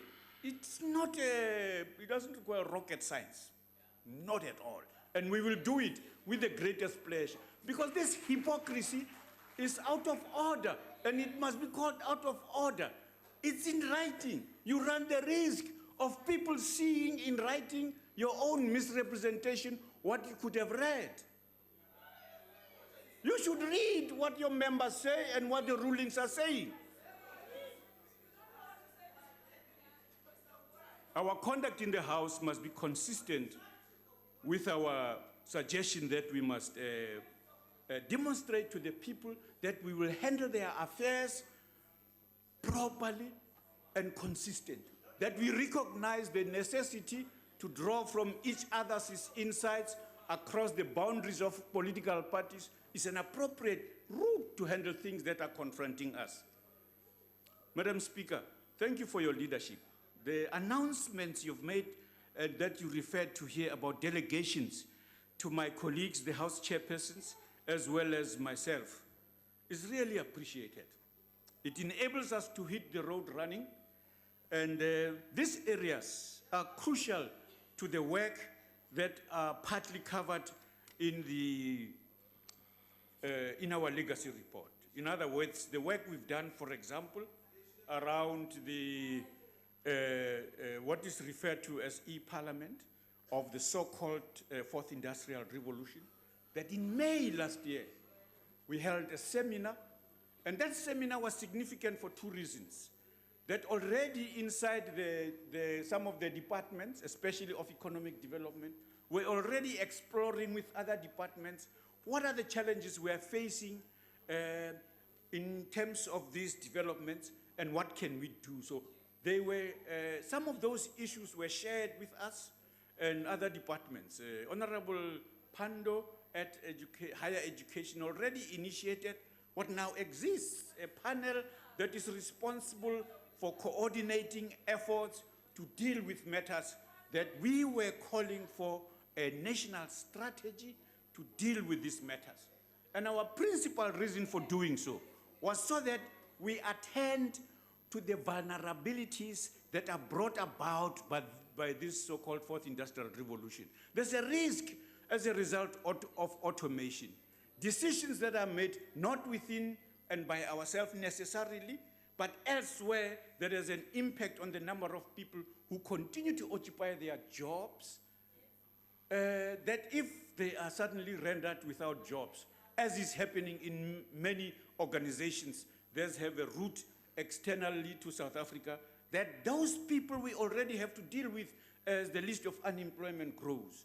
We have a necessary responsibility as the public sector, as Parliament, as the executive, where this is appropriate, to interface with the private sector so that these matters of vulnerability, of the risks to the public that is employed, that requires to be employed, is acted upon together, so that certain decisions are deferred for later application whilst we're building capacity for the employability of the people. This is a crucial strategy for dealing with the inevitable risks that we are confronted with. We can't wait for those to happen. So thank you very much for giving us that responsibility. We are saying it here to invite people with interest in this particular area so that we must share insights. We will do so appropriately at the right forums. But the most important part of that is that we ourselves as an institution deal with people's data, deal with people's, you members' data, personal information, and so on. We should not be at risk of this information being stolen, used abusively without our intervention by our administration working with us to protect that, so that it is in our hands and we are able to sovereignty, not only of the work we do here as an institution, but as the country. We are assured by the executive that we are acting appropriately to protect ourselves, but act appropriately also to take advantage of the new opportunities. A long time ago, of course, others like Marx argued for the necessity to deal with the problem of alienation, to deal with the problem of the drudgery of work, hard work. If a machine can do it and people do more interesting cultural things and so on, why not? So this is an appropriate intervention to deal with matters of developments in this area. A lot of our people have migrated to cyberspace. They are constituting part of our constituency that we must service. So we must be able to interact appropriately with them where they are at whilst we are attending to matters that confront us. We really appreciate this responsibility. Not only that, we also are clear that questions of language policy, the creative use of our indigenous languages, and the philosophical and wisdom they carry must be available to all of us and all of our people so that we beat the boundaries that were created by tribalism and attempts by colonialism and apartheid to render us apart, ununited, even though for all intents and purposes we are oriented to the same gravitation towards humaneness and humane practice, despite, of course, those small, insignificant, so to speak, attempts at fascist tendencies that we must beat and defeat.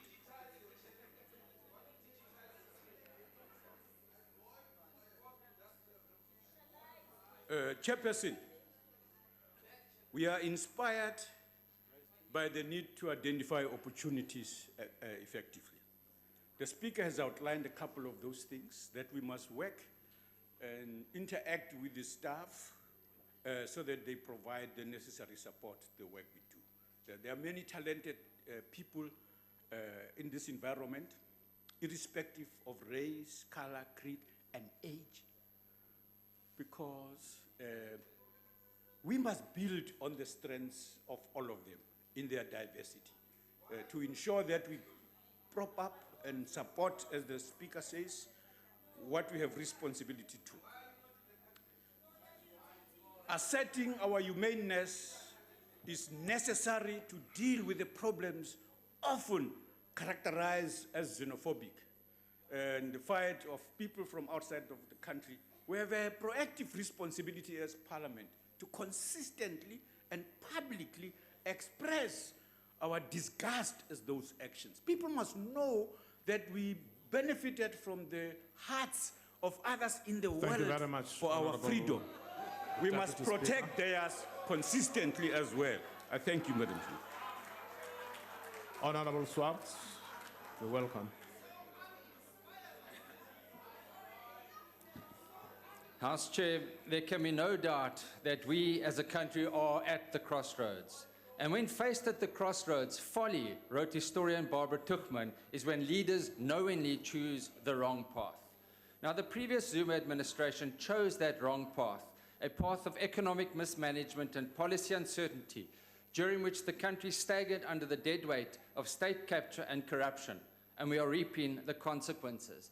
Now, as we debate Parliament's budget vote, let us be mindful that Parliament is tasked not only with the legislative function, but also the vital oversight function and duty. And it is a severe indictment that the Constitutional Court found that the Fifth Parliament failed to fulfill its constitutional duty by not holding President Zuma to account. This was undoubtedly a low point of the Fifth Parliament.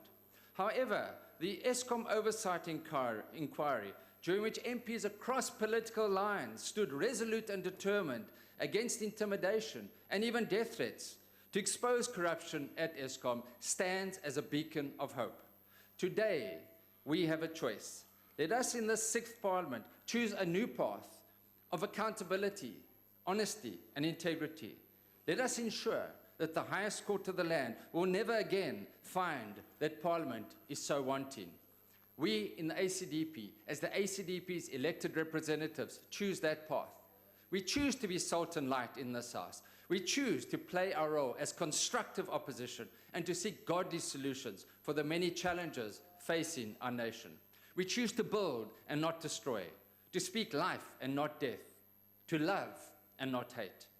We choose to stand for justice for the poor and the oppressed, to promote peace, reconciliation, and nation building.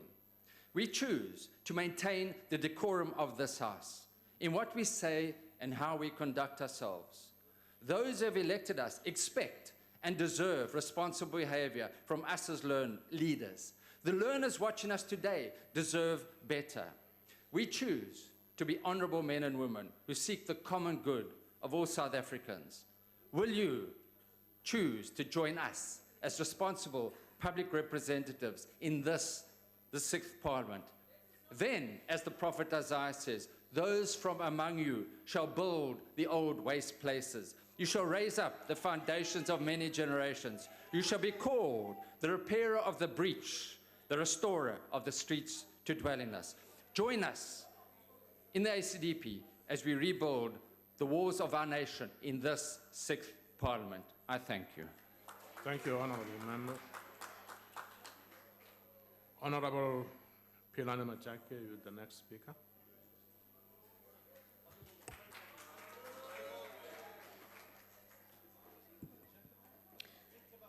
Honorable Chairperson of the House, Ministers, Deputy Ministers, members, members of the public.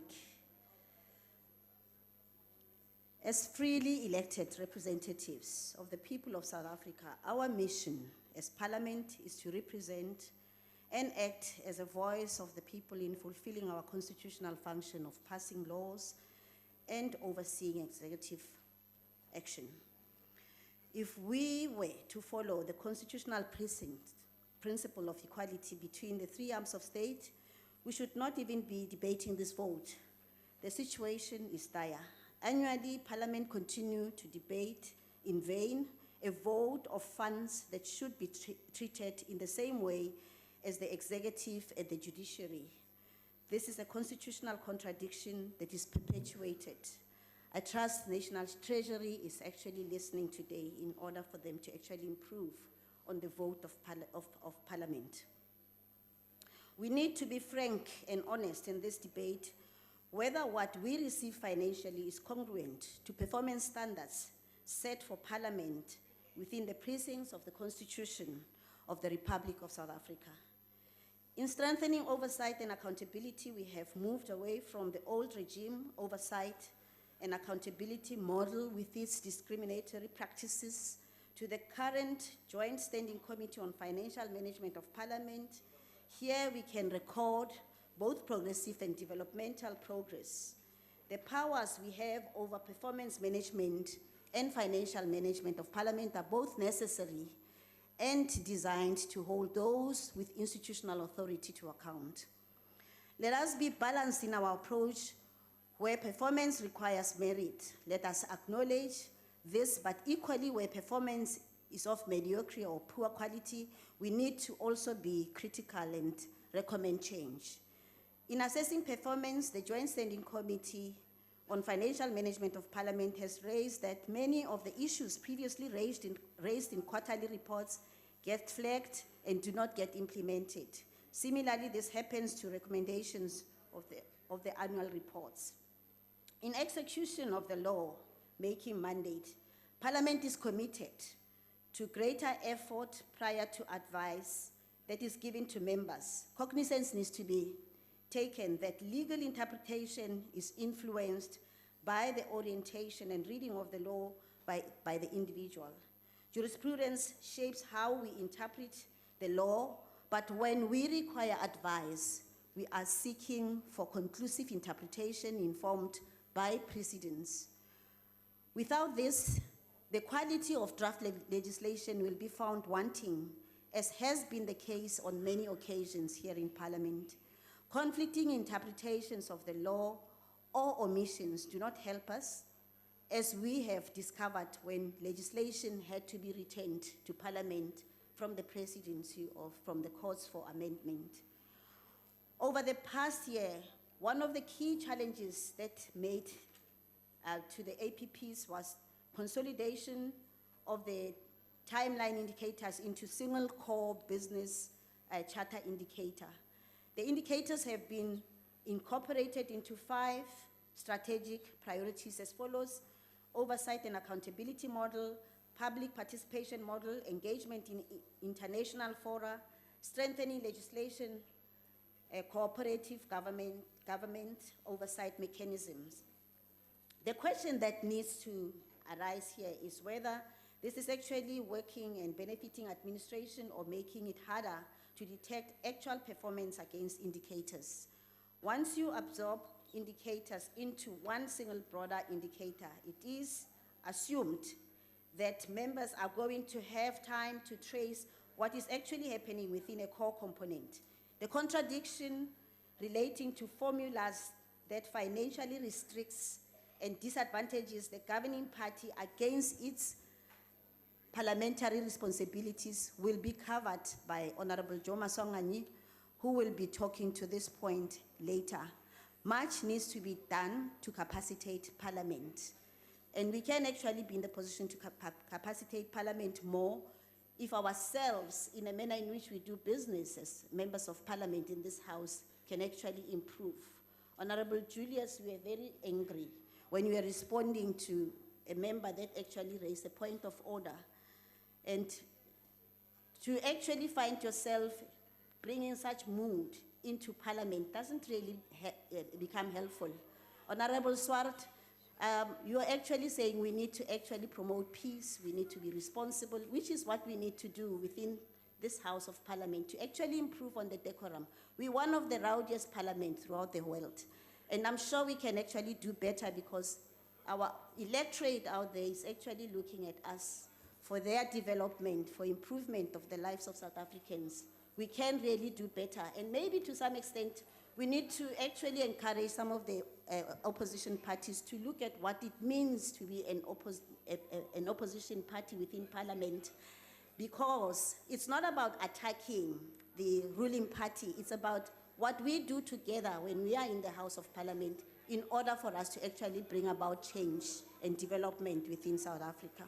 In conclusion, Honorable Chairperson of the House, at this juncture between mandate of Parliament, what is reflected in the APPs and the actual performance must be addressed. Parliament must improve and resource research capacity to enhance its work. The Joint Standing Committee on Financial Management of Parliament needs to seriously address these issues, inclusive of total funding of Parliament that impacts negatively on the entire operations of Parliament. Parliament's role and ultimate outcome is to represent the people and ensure government by the people under the Constitution, as well as represent the provinces in the national sphere of government. This mandate of Parliament is achieved through passing legislation for betterment of the lives of South Africans, overseeing government action to promote and monitor delivery on commitments, facilitation of public involvement, making this our parliament an activist parliament, cooperative government, fostering friendly intergovernmental relations and international participation for benchmarking, business of Parliament, and drawing from global trends of doing Parliament business. The role of Parliament includes the promotion of values of human dignity, equality, racialism, non-sexism, which is really about how you actually also treat women in this Parliament, which is something that needs to be noted in terms of some of the behaviors that we see around Parliament. The supremacy of the Constitution and a multi-party system of democracy. Parliament upholds our citizens' political rights, the basic values and principles governing public administration, and oversees the implementation of constitutional imperatives. Ke tiro ya rona re le di members tsa Parliament tse kgethileng ke batho ba rona ko ntle ba ba re votetseng gore ga re fitlha mo Parlamenteng re kgone gore re tswedise pele tsotlhe tse re ba promisitseng tsona. Ke a leboga. The ANC supports vote 2 of Parliament. Honorable Sheikh, ma'am.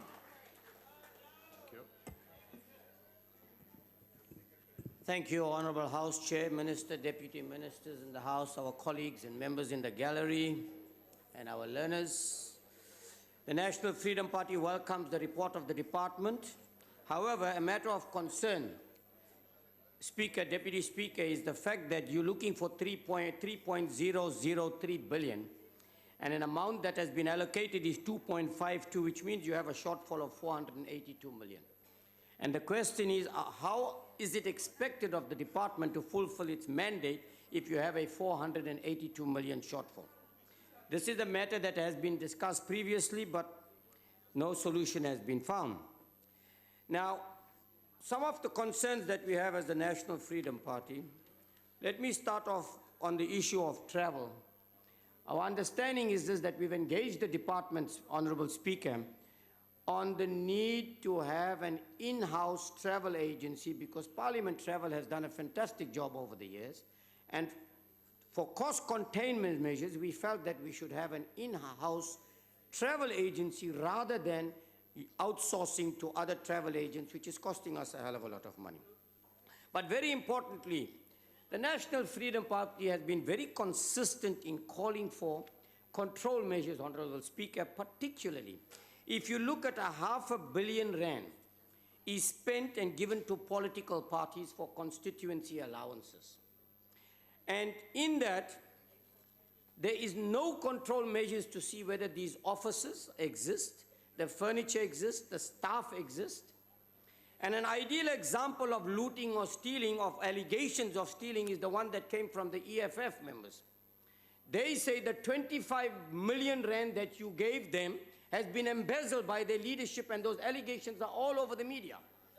Now, the National Freedom Party has written to you, Honorable Speaker, asking you to call for a forensic audit into it, because how did you get an unqualified clean audit when in fact there are allegations of embezzlement of 25 million rand of taxpayers' money by the EFF? Now, surely this matter needs urgent attention. Now, yeah. Point of order. What is the point of order, Honorable Imam? We all have to agree on this one. The Honorable Sheikh Imam is misleading the House, and he must withdraw. Honorable there is member, no single allegation against the EFF taking money of Parliament. It's not true. That is not a point of order, Honorable member. But we have an obligation for people to say correct things, Chairperson. Please help me. Let me help you by what he's doing is casting aspersions on a political party. Honorable Member Ndlozi, can you take your seat? He must withdraw. Can you take your seat, please? Didn't he go to the ANC anyway?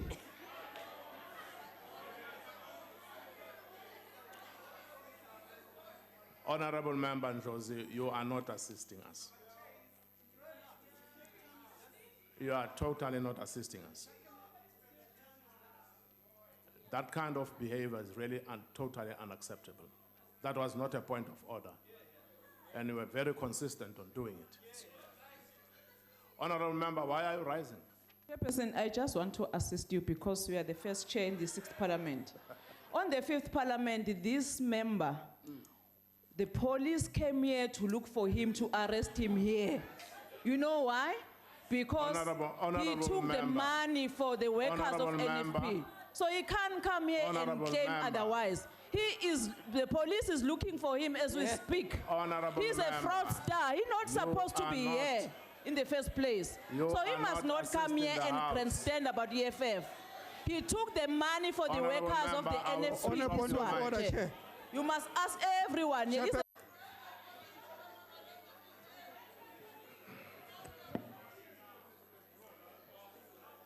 Honorable members. Honorable members.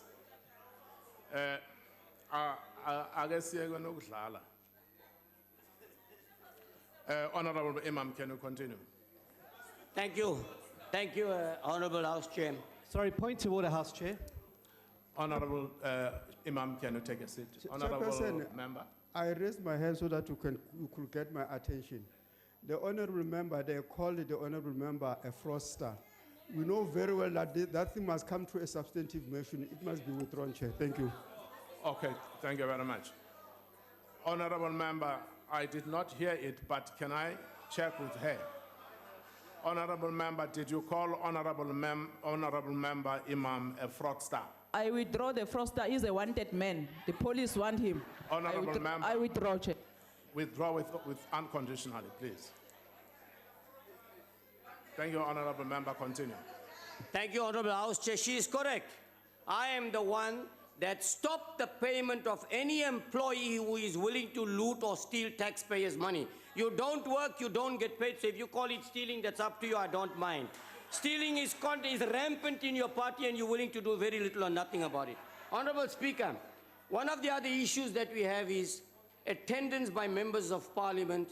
They get paid to come here to serve the interest of people. There need to be measures to ensure that they attend their meetings regularly. Because when it comes to overseas travel, everybody is available. The National Freedom Party supports your budget report tabled here today. Honorable Madisha, you're the next speaker.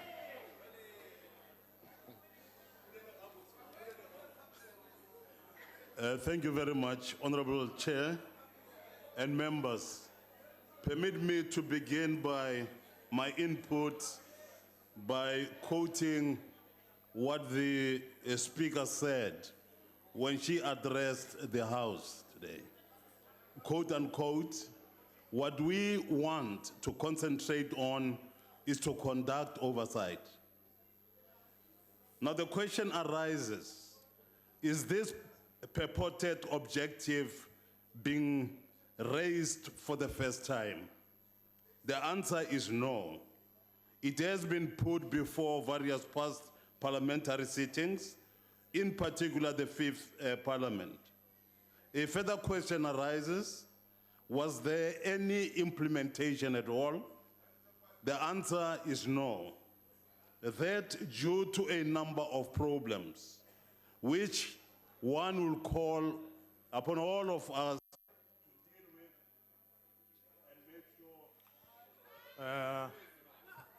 Honorable Member Matisha, something went wrong. Can you just hold for a minute?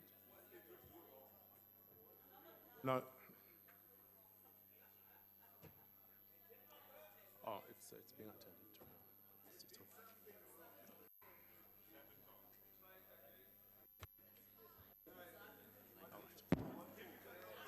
Okay, Honorable Matisha.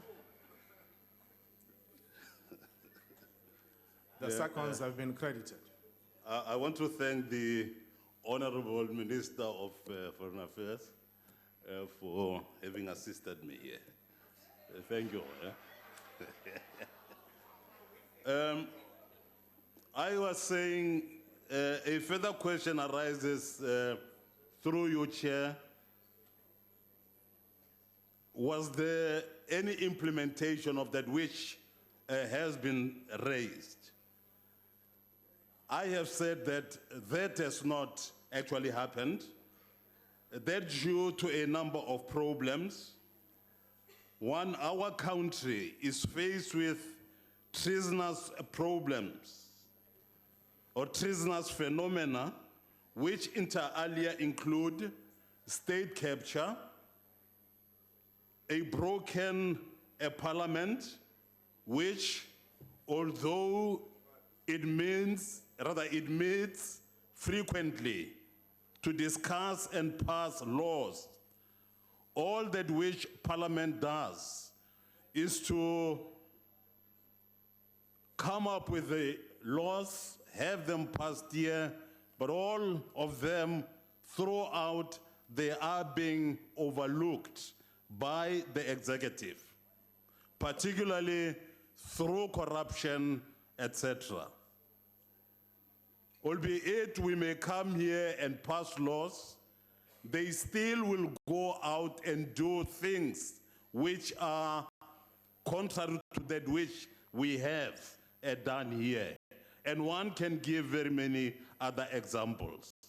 South Africa is faced with a problem of the dictatorship by the few, because although we go to elections, parliamentary power literally plays the second fiddle.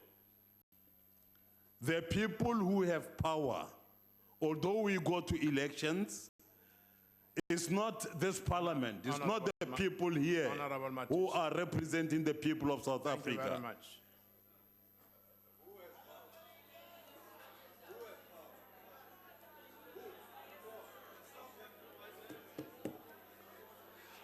Honorable Maswanganye, the next speaker.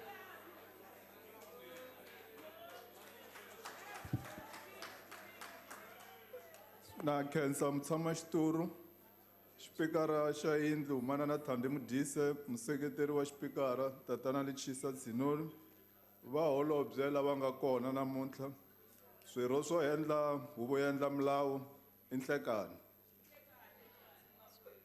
Speaker, thanks very much for presenting the budget. My focus is on party political funding with specific reference to the office of the Chief Whip of the majority party, the ANC. Parliamentary allowances to political parties is governed by a series of documents that have been agreed to through a process of consultation with the respective parties. Key amongst these is the policy on political parties' allowances, which was approved by the presiding officers on the 20th of July 2005. This policy document gives effect to Section 57, subsection 2 of the Constitution, which reads, assist leaders of political parties in the National Assembly to effectively perform their function, to enable a party to establish and maintain an infrastructure to serve the interests of the constituents and to enable members to render a service to all their constituents. The key purpose of the policy document is to make available funds to political parties and to enable them to participate effectively in Parliament and the provincial legislatures. Since 1996, there have been ongoing amendments to the funding of political parties in an effort to meet the central challenge of what is contained in Section 57 of the Constitution. There are challenges in regard to the calculation formula of political parties' parliamentary allowances. The current formula does not take into account the infrastructure required to ensure effective monitoring and evaluation, as well as good governance, particularly in the case of the majority party. Because of the number of members of parliament, which includes the footprint of its parliamentary constituency offices around the country, the ANC Parliamentary Caucus is funding the support service functions of human resource, finance, research, development, media, communications, as well as the support function of programming from its existing allocation. The infrastructure provided to the majority party is not commensurate with its responsibilities. The mismatch is to be found where a majority party is given huge administrative and technical responsibilities that eat into its allocation and leave the political core functions of a ruling party financially constrained, by using the same formula that determines support for both political governance functions and administrative functions. The core business of the ANC in the context of parliamentary work revolves around the Chief Whip. The office of the Chief Whip is the political engine room of the ANC caucus, responsible for the overall performance of both ANC and Parliament. Functions of the Chief Whip of the majority include, amongst others, heading and shaping programming, heading the multi-party Chief Whips Forum, international relations responsibilities, protocol responsibilities, political advice on draft legislation, political advice on matters before the NA, legal support for decision-making. Whippery directly enhances the performance of Parliament, facilitate the communication between executive and parties in the House. All of these are not receiving dedicated funding and rather dealt with only a normal formula. This political office cannot be treated as ordinary line item expenditure. The current funding model falls short of enabling the ability of this political office to carry out its full mandate.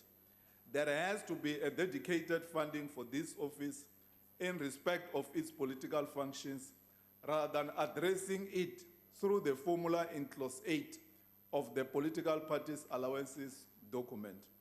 The costs required to fund this and other corporate support functions can be made available by increasing the ratio of members to staff from the assumption of 2:1 to 4:1. Speaker, Honorable Chairperson, it is my submission that the office of the Chief Whip and its required infrastructure be funded by Parliament. An agreed, revised and funded organogram will inform this. Section 8 of the policy on political party allowances will need to be overhauled as a consequence of the above recommendations. Probably, Honorable Chairperson, Speaker, as Parliament, we might need to look at having a Chief Whip of Parliament whose office will be properly resourced, in terms of human and material resources. We have to look at different models and case studies internationally and adopt the best model of funding to resource the office of the Chief Whip. The ANC support the budget vote of Parliament. Thank you very much, Honorable Member. Honorable Chief Whip of the Opposition.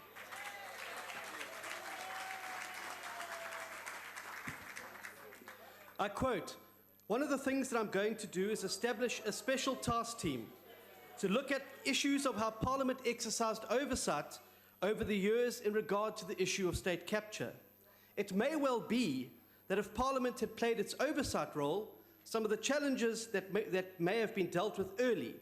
So it's important to look and see where there may have been failures on the part of Parliament and the part of portfolio committees and see what would need to be done for the future," unquote. These words uttered a few weeks ago by Deputy Chief Justice Raymond Zondo during the Commission of Inquiry to State Capture should serve as a wake-up call to every one of us in the House. What we need to do is restore this House as the ground zero of executive accountability and oversight in South Africa. And so, in the words of Lenin, and that's Vladimir, not John, what is to be done? A good place to begin is to go back to first principles. Let's look at what the Constitution tells us we should be doing to do our job properly. Scrutinizing and oversight of the executive, passing legislation, providing a forum for national debate. And we can make a good start at all of this by ensuring that ministers in the first instance are actually accountable to this House. This means that we must assert our role as the accountability mechanism, and we must insist that ministers attend properly to their constitutional obligation to account in this House. In the Fifth Parliament, Madam Speaker, far too many ministers were able to escape the executive accountability that this House requires in terms of the Constitution. We had some ministers, some present today, who didn't appear in this House for over a year to answer oral questions. When tough questions are asked, Madam Speaker, ministers must not be mollycoddled by the presiding officers. Tough questions make tough ministers. Tough questions make good ministers, and it forces them to be on top of their brief and in touch with what's actually going on in their portfolio. Ministers must respond to written questions. They cannot simply be ignored. And the Speaker's office should be monitoring the quality and frequency of reply and ensuring that questions that don't pass muster are sent back to the ministry with a terse note, ensuring them and reminding them of their duty to account to this House. Speaker and Chair, we have to revisit the oversight and accountability model of Parliament. Far too many sections are vague and they don't effectively empower us as members of Parliament to do effective oversight. One such example is individual member oversight in our constituencies. A disturbing practice has started to entrench itself around the country, where MPs wanting to visit state facilities are now required to get the permission of provincial MECs, who, when there's obviously things going wrong there, make it very difficult for such permission to be granted, or simply refuse political parties of which they're not a member access to these facilities. This makes a mockery and a joke of our responsibility to take what we're seeing on the ground, bring it back to Parliament, and make sure we fix it. And I see that my honourable friend from KwaZulu-Natal, who was a health MEC himself, is waving his finger in solidarity with this suggestion today. But, Madam Speaker, to be credible, we've also got to live up to the values and principles of Parliament. We've got to breathe life into those words that so beautifully adorn the steps on the way into the National Assembly. And that requires us to hold ourselves accountable. How do we honestly look at government ministers and ask them to weed out bad elements in their own departments and in their entities when we have sat for 2 years with our own rotten apple, Mr. Mgidlana, the Secretary to Parliament, sitting here? Now, I hear what you said, Madam Speaker, but with respect, we heard exactly the same thing in the last time we debated it, that the disciplinary is imminent, that Mr. Mgidlana was on the way out. I worry his contract is going to expire before he's actually held accountable. But it's also very difficult to say that we're cleaning out the Augean stables when so many of people in this own House are implicated and have been elevated to key leadership positions in this House. Heading up some of the key levers to exercise oversight and accountability are the architects, enablers, and implementers of state capture. They belong behind bars, not behind the committee tables of this House. Also means we have to have a functioning ethics committee, and I hope that that is going to receive attention from you. We also need to improve our legislative oversight, our ability to engage with legislation. There's an imbalance of forces between the executive and this House, where the executive come with batteries of legal advisors, of content advisors, of officials, of experts, and they bulldoze Parliament out of the way. We need to make sure there's a balance of forces and that we are capacitated. Madam Speaker, we also be a proper national forum for public debate. And this is why I want to turn my attention to the events that happened last week. Those are the antithesis of what a democratic parliament should be witnessing. And let me be clear, not only were they not legitimate democratic action, as the Honourable Ndlozi says, no matter how hard they try and cloak them as such, they were the antithesis of what this House means and what it should achieve.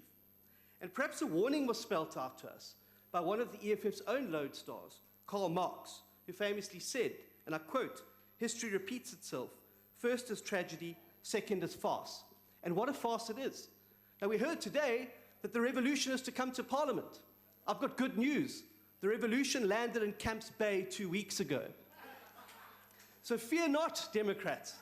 That's not the sound of tanks rolling into Parliament. It's the drinks trolley taking in the Veuve Clicquot and Meelis Rubicon into the EFF caucus room. But we've seen this type of behavior before. We witnessed it. We witnessed it. In history, it was on full display in the Reichstag of the late 1930s. The National Socialist German Workers' Party, regardless of their relatively small size, wore boots and uniforms in the House. Sound familiar? Whenever they disapproved of a speaker, they simply disrupted them. Sound familiar? And when they couldn't get their way, they rendered parliamentary sittings impossible and incapable of proceeding. Sound familiar? We must not allow what was a culmination of that behavior in Germany, with its awful consequences, to ever happen in this parliament. The rules must be applied, and this behavior must be condemned. And the EFF need to be consistent. If you're going to prevent people from public protector reports here, be consistent about on-point engineering as well.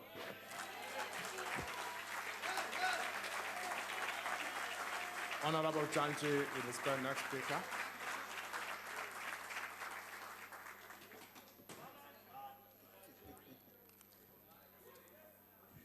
Achtbare waarnemende voorsitter, baie dankie vir die geleentheid om hier te staan. Ek wil vir Honorable Mulders jy het baie warm kolle gegooi in die huis. Ek het vir jou gehoor daar. Before I get to my speech, because I have a reminder to the DA,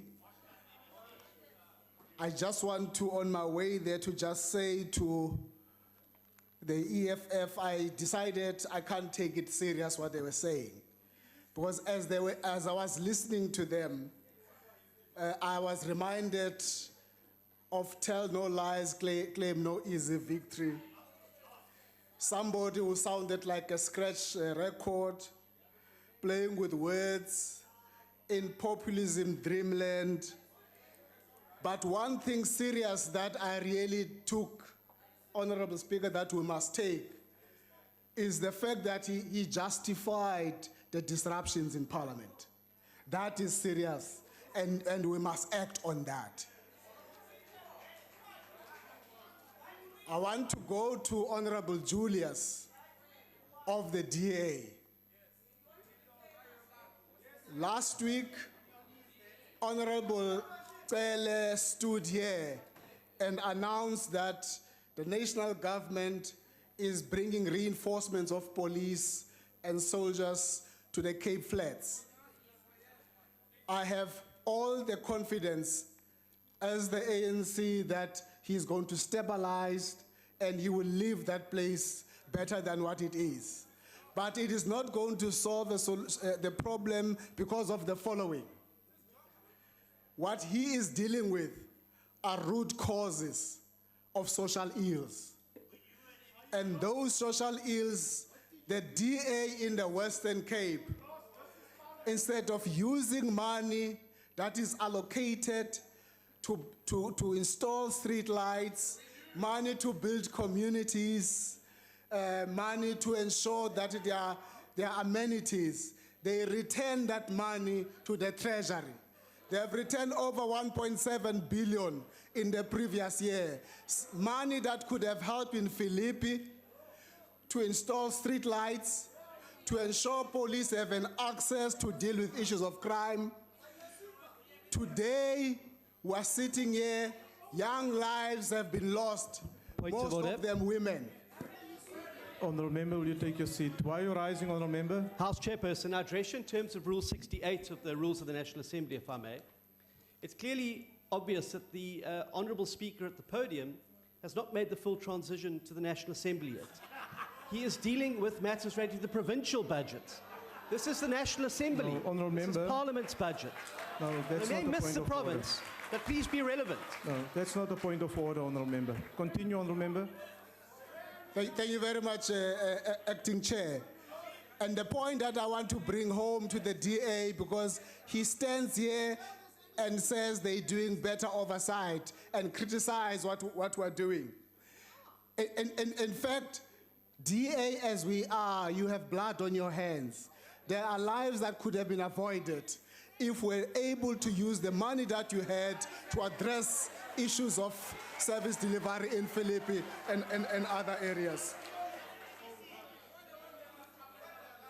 Honorable Julius, honourable members.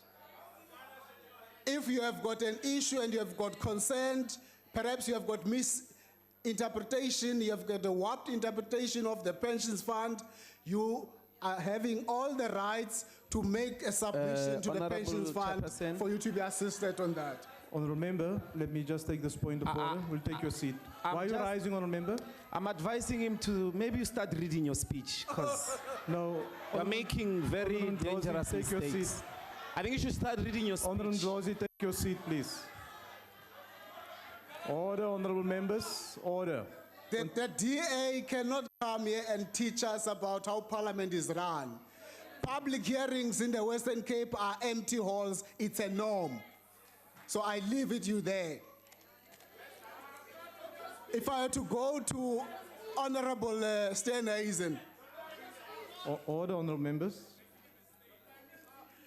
Honorable Steenhuisen, the few points that I really want to share with you. The Speaker has already provided leadership on the issue that you are raising about the issue of the failures of Parliament, because when she stood here, she did present. But let me then help you and make the following points. Order, honourable members. The people shall govern mantra informs our approach to state power as the ANC. Our 54th Watershed National Conference asserted that the attainment of power by the ANC is a means to fulfill the will of the people and ensure better life for all. We are here as representative of the people who are not here for ourselves and for our sake. The will of the people is fulfilled when we represent their issues, but also allow them to be their own liberators through proper conditions of participatory democracy. Our commitment to the 6th Parliament, taking forward the work of those who came before us, we must strive to be the kind of MPs that are known to hold the highest standard of behavior and conduct, so that we do not embarrass and shame those that elected us to be here, as we have seen last week in the budget speech. To regain their confidence of our people and be a true tribune, Yabo, we must in unison act against any behavior of intolerance, as we have seen. In the interest of our people, we are committed to continue in raising our work ethic and take oversight work to the next level. In this regard, we also want to recognize and take note of the report by Parliament Watch, a group of civil society organizations in which they submit a critique on the performance of Parliament, of the 5th Parliament. Where we need to improve with resources permitting, we will do so. Honorable Speaker, as a leader of this institution, ubambisene nosabhokwe seParlamente, the ANC has mandated us to have a keen interest in attending to some key areas that need improvement going forward. The key areas that need improvement going forward include some of the following. We've got to answer the question, as you have indicated, is this legislature properly configured to help us rise to our task of effective oversight to restore our critical role as part of the 3 arms of the state? After 25 years, there is certainly a need to rethink issues relating to the efficacy of this institution. We can no longer to just do mundane task of rules review. Something else must give. Is Parliament properly resourced to fulfill its mandate? A national asset like this cannot play a second role to a provincial legislature on resourcing its work. We need to find creative ways to support our greatest enablers, including staff. Again, is it optimally functioning to enable it to work cooperatively with the other 2 arms of the state, the judiciary and the executive? One example that we are going to need to talk about and deal with, is it proper that from the end of November up to the 20th of February, we are away from this house because it's recess, and therefore everything else gets to be congested. Those are some of the things that we might need to look into as part of enhancing participatory democracy. Therefore, should we not start also to utilize in creative ways the parliamentary constituency offices and make them the real pulse of the community work? It is good that NGOs come here and engage with us, but we need to extend our reach to those community-based organizations that have no means and resources to be here. And the best way to do that is how we're going to have to utilize our own parliamentary constituency offices. I must end, Honorable Speaker. I must end, Honorable Speaker, by indicating that as the ANC, we are fully aware and alive to the fact that even the critique of the Parliamentary Watch is putting a lot of pressure on the ANC because there's an added expectation on us to be the leader of society in everything else that we do. I therefore, Honorable Speaker, want to pause. Thank you very much. I now call upon the Honourable Speaker.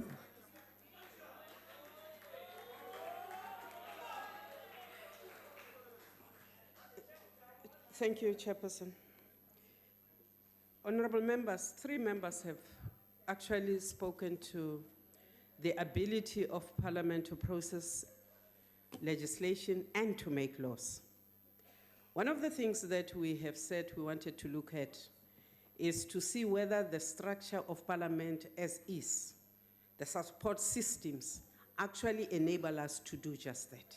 And that is why we are saying that the possibilities of us tinkering with the structure of Parliament is there. The reason we have been engaging with the President and Treasury is to begin to address the issues line by line on the needs of Parliament. And that is why we have said we want the next budget of Parliament to be a budget that we as politicians will have said we have driven because it talks to the needs of public representatives. We want to say that whatever else comes as a cost of administration is a cost towards ensuring that the public representative is capacitated to do their work. But we also want to say that when we do say electronic monitors of warm bodies in committees, it is precisely because we want to ensure that no member gets paid for staying at their house. Therefore, that would mean that your salary, honorable members, will be docked because you are not staying at work when you are supposed to be at work. And I hope when we start going there, members will not be fighting with us. We also want to say that we welcome the discussion, and I want to say, Mediras Uap, we can continue to speak with the chief whips and all members of Parliament. My door is open. One of those reasons is that we need to begin to resolve issues which do not need us to bring this House into disrepute. We need to be able, as leaders of parties, as chief whips, to talk about those things that we together can address. That is behavior, that is absenteeism, that is the decorum of this House. So we need to begin there so that all of us understand that we do have rules, we do have laws, both the rules, the laws, the conventions, the protocols that govern the decorum and the running of Parliament. Honorable members, until all of us have gone to the Rules Committee and have changed the rules, we shall apply the rules and the law. We shall apply the rules and the law. What we shall do is that every member, irrespective of what party they come from, will be given the protection of the chair. All of us, irrespective. But we will make sure that every protection to the member goes with the observation of the rules and the law, irrespective of which party you come from. So we will not be taking corners there. I want to say that there are a number of things that we will also be looking at. We are aware that Parliament has now more young members, and therefore certain support systems must be put in place. So we are looking at that. When I make the example, Honorable Ndlozi, don't be surprised. When some of us came here, Lichisa and I were young parents, believe you me. There were facilities here. Honorable Deputy Speaker. There were facilities here which we want to ensure that are returned so that members who have children and other family responsibilities are not bogged down or are absent from work because those facilities no longer exist. We have also heard that we need to relook at the clinic. It is, in fact, the ANC that has criticized the conditions of the clinic, the library, the abolition facilities around here more than you have done, Honorable Singh. So we will look at that, but in that discussions which we have started since last year between the former Speaker, myself, and Public Works, was the extent to which Parliament must be responsible for maintaining its own facilities. And that is why I earlier on said, who knows what and where these precincts of Parliament are? Because if we do know, we want to take charge of that precinct. We want as Parliament to be in direct control of the facilities which directly affect the members.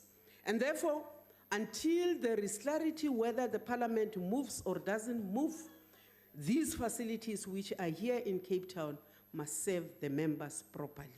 We are also aware, honorable members, that the parliamentary villages do need our attention. And we will be trying to come back to the House and to suggest that in the past, the facilities, the parliamentary villages, had amongst us here members who were mayors of those facilities. Maybe we should return to that system, because then the mayors of these parliamentary facilities were held responsible and they cracked the whip to ensure that those facilities were properly serviced. I want to say that I do agree. When I said that the language, our language policy must be implemented, I wanted to speak to not only the interpretations, all our languages. And I am told by Parliament that it is a matter of costs, that at all times you can't have the requisite number of interpreters and translators.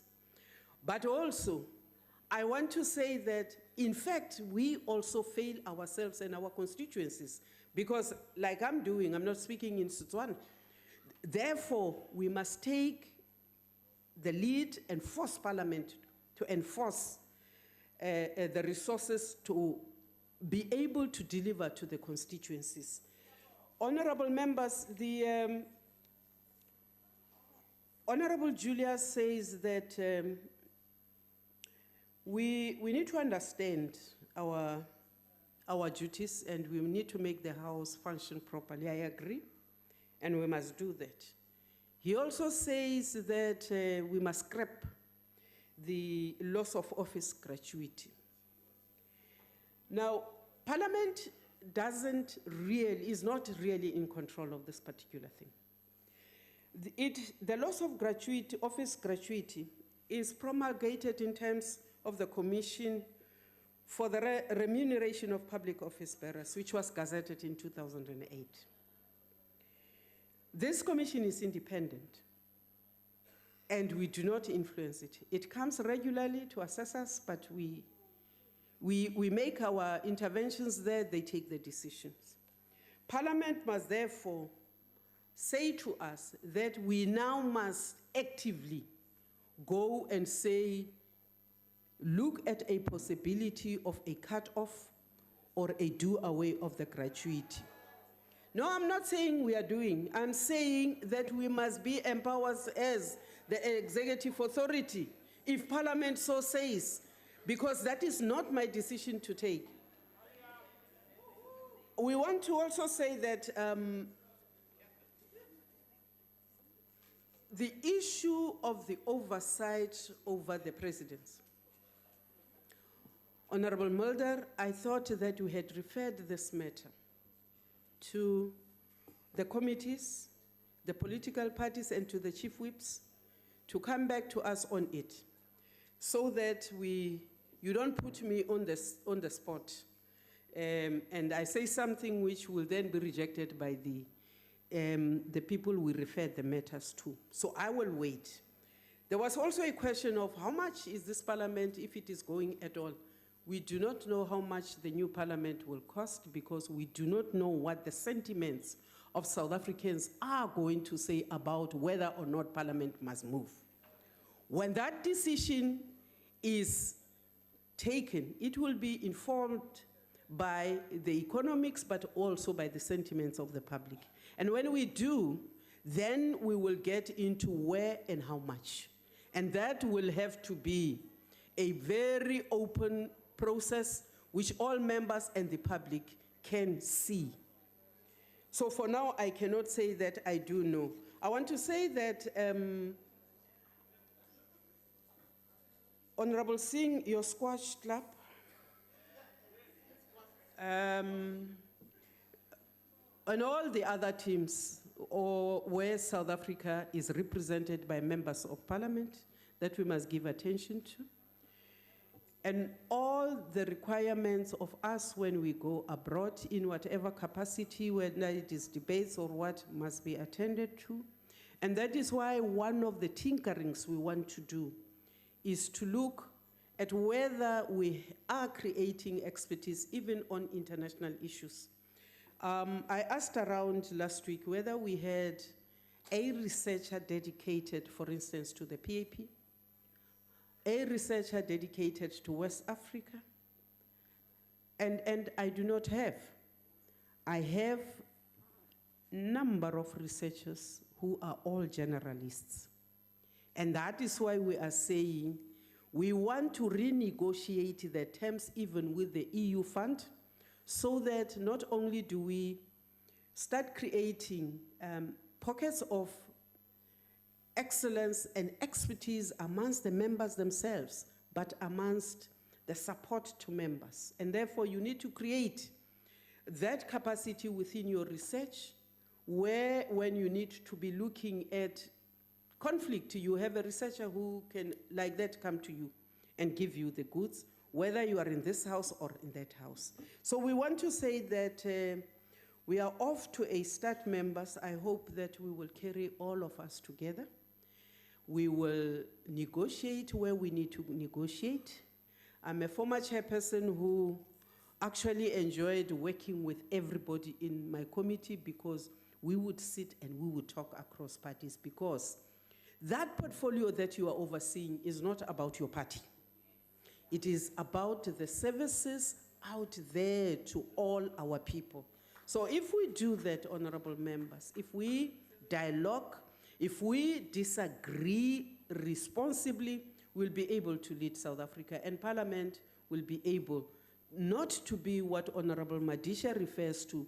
He says we've got a broken Parliament. Now, Parliament cannot be broken. And Parliament can't be accused of weakness, honorable members, because you stood here alone, took your oath. You have a responsibility as an individual and as a member of your party to do that which the people who voted for us brought us here. So we must not blame one another when we are unable to ask the right questions to the executive. We must not blame our parties because we are too scared to confront issues which are in the interest of our people. We must not be expected as the presiding officers not to hear. Unfortunately, one member raised the issue about the quality of responses from the executive. It would be very difficult when we preside to tell you whether there is accuracy in the response, because we are not in the different portfolios. We might pick up when the response is not adequate if we know the environment and the portfolio, but we cannot give you an assurance that we will say that answer is not adequate. We would not know. What we would want is to see members of the executive in the House responding to questions of members. If they are not ready, telling the House that they are not ready and they need time. And when we have been giving them that time, coming back and giving us the best they can on what is there and what is not there. The commitments I spoke to, honorable members, is that if you are addressing a group of people in Vryburg and you promise something and you do not deliver, and that community writes to Parliament I'm duty bound to ask you why you made that comment when you know you were not going to follow up. And that's all we want to see, because we will be doing our work from these benches to these front benches, expecting the executive to respond, not to us, but to the people out there. Ke a lo leboga.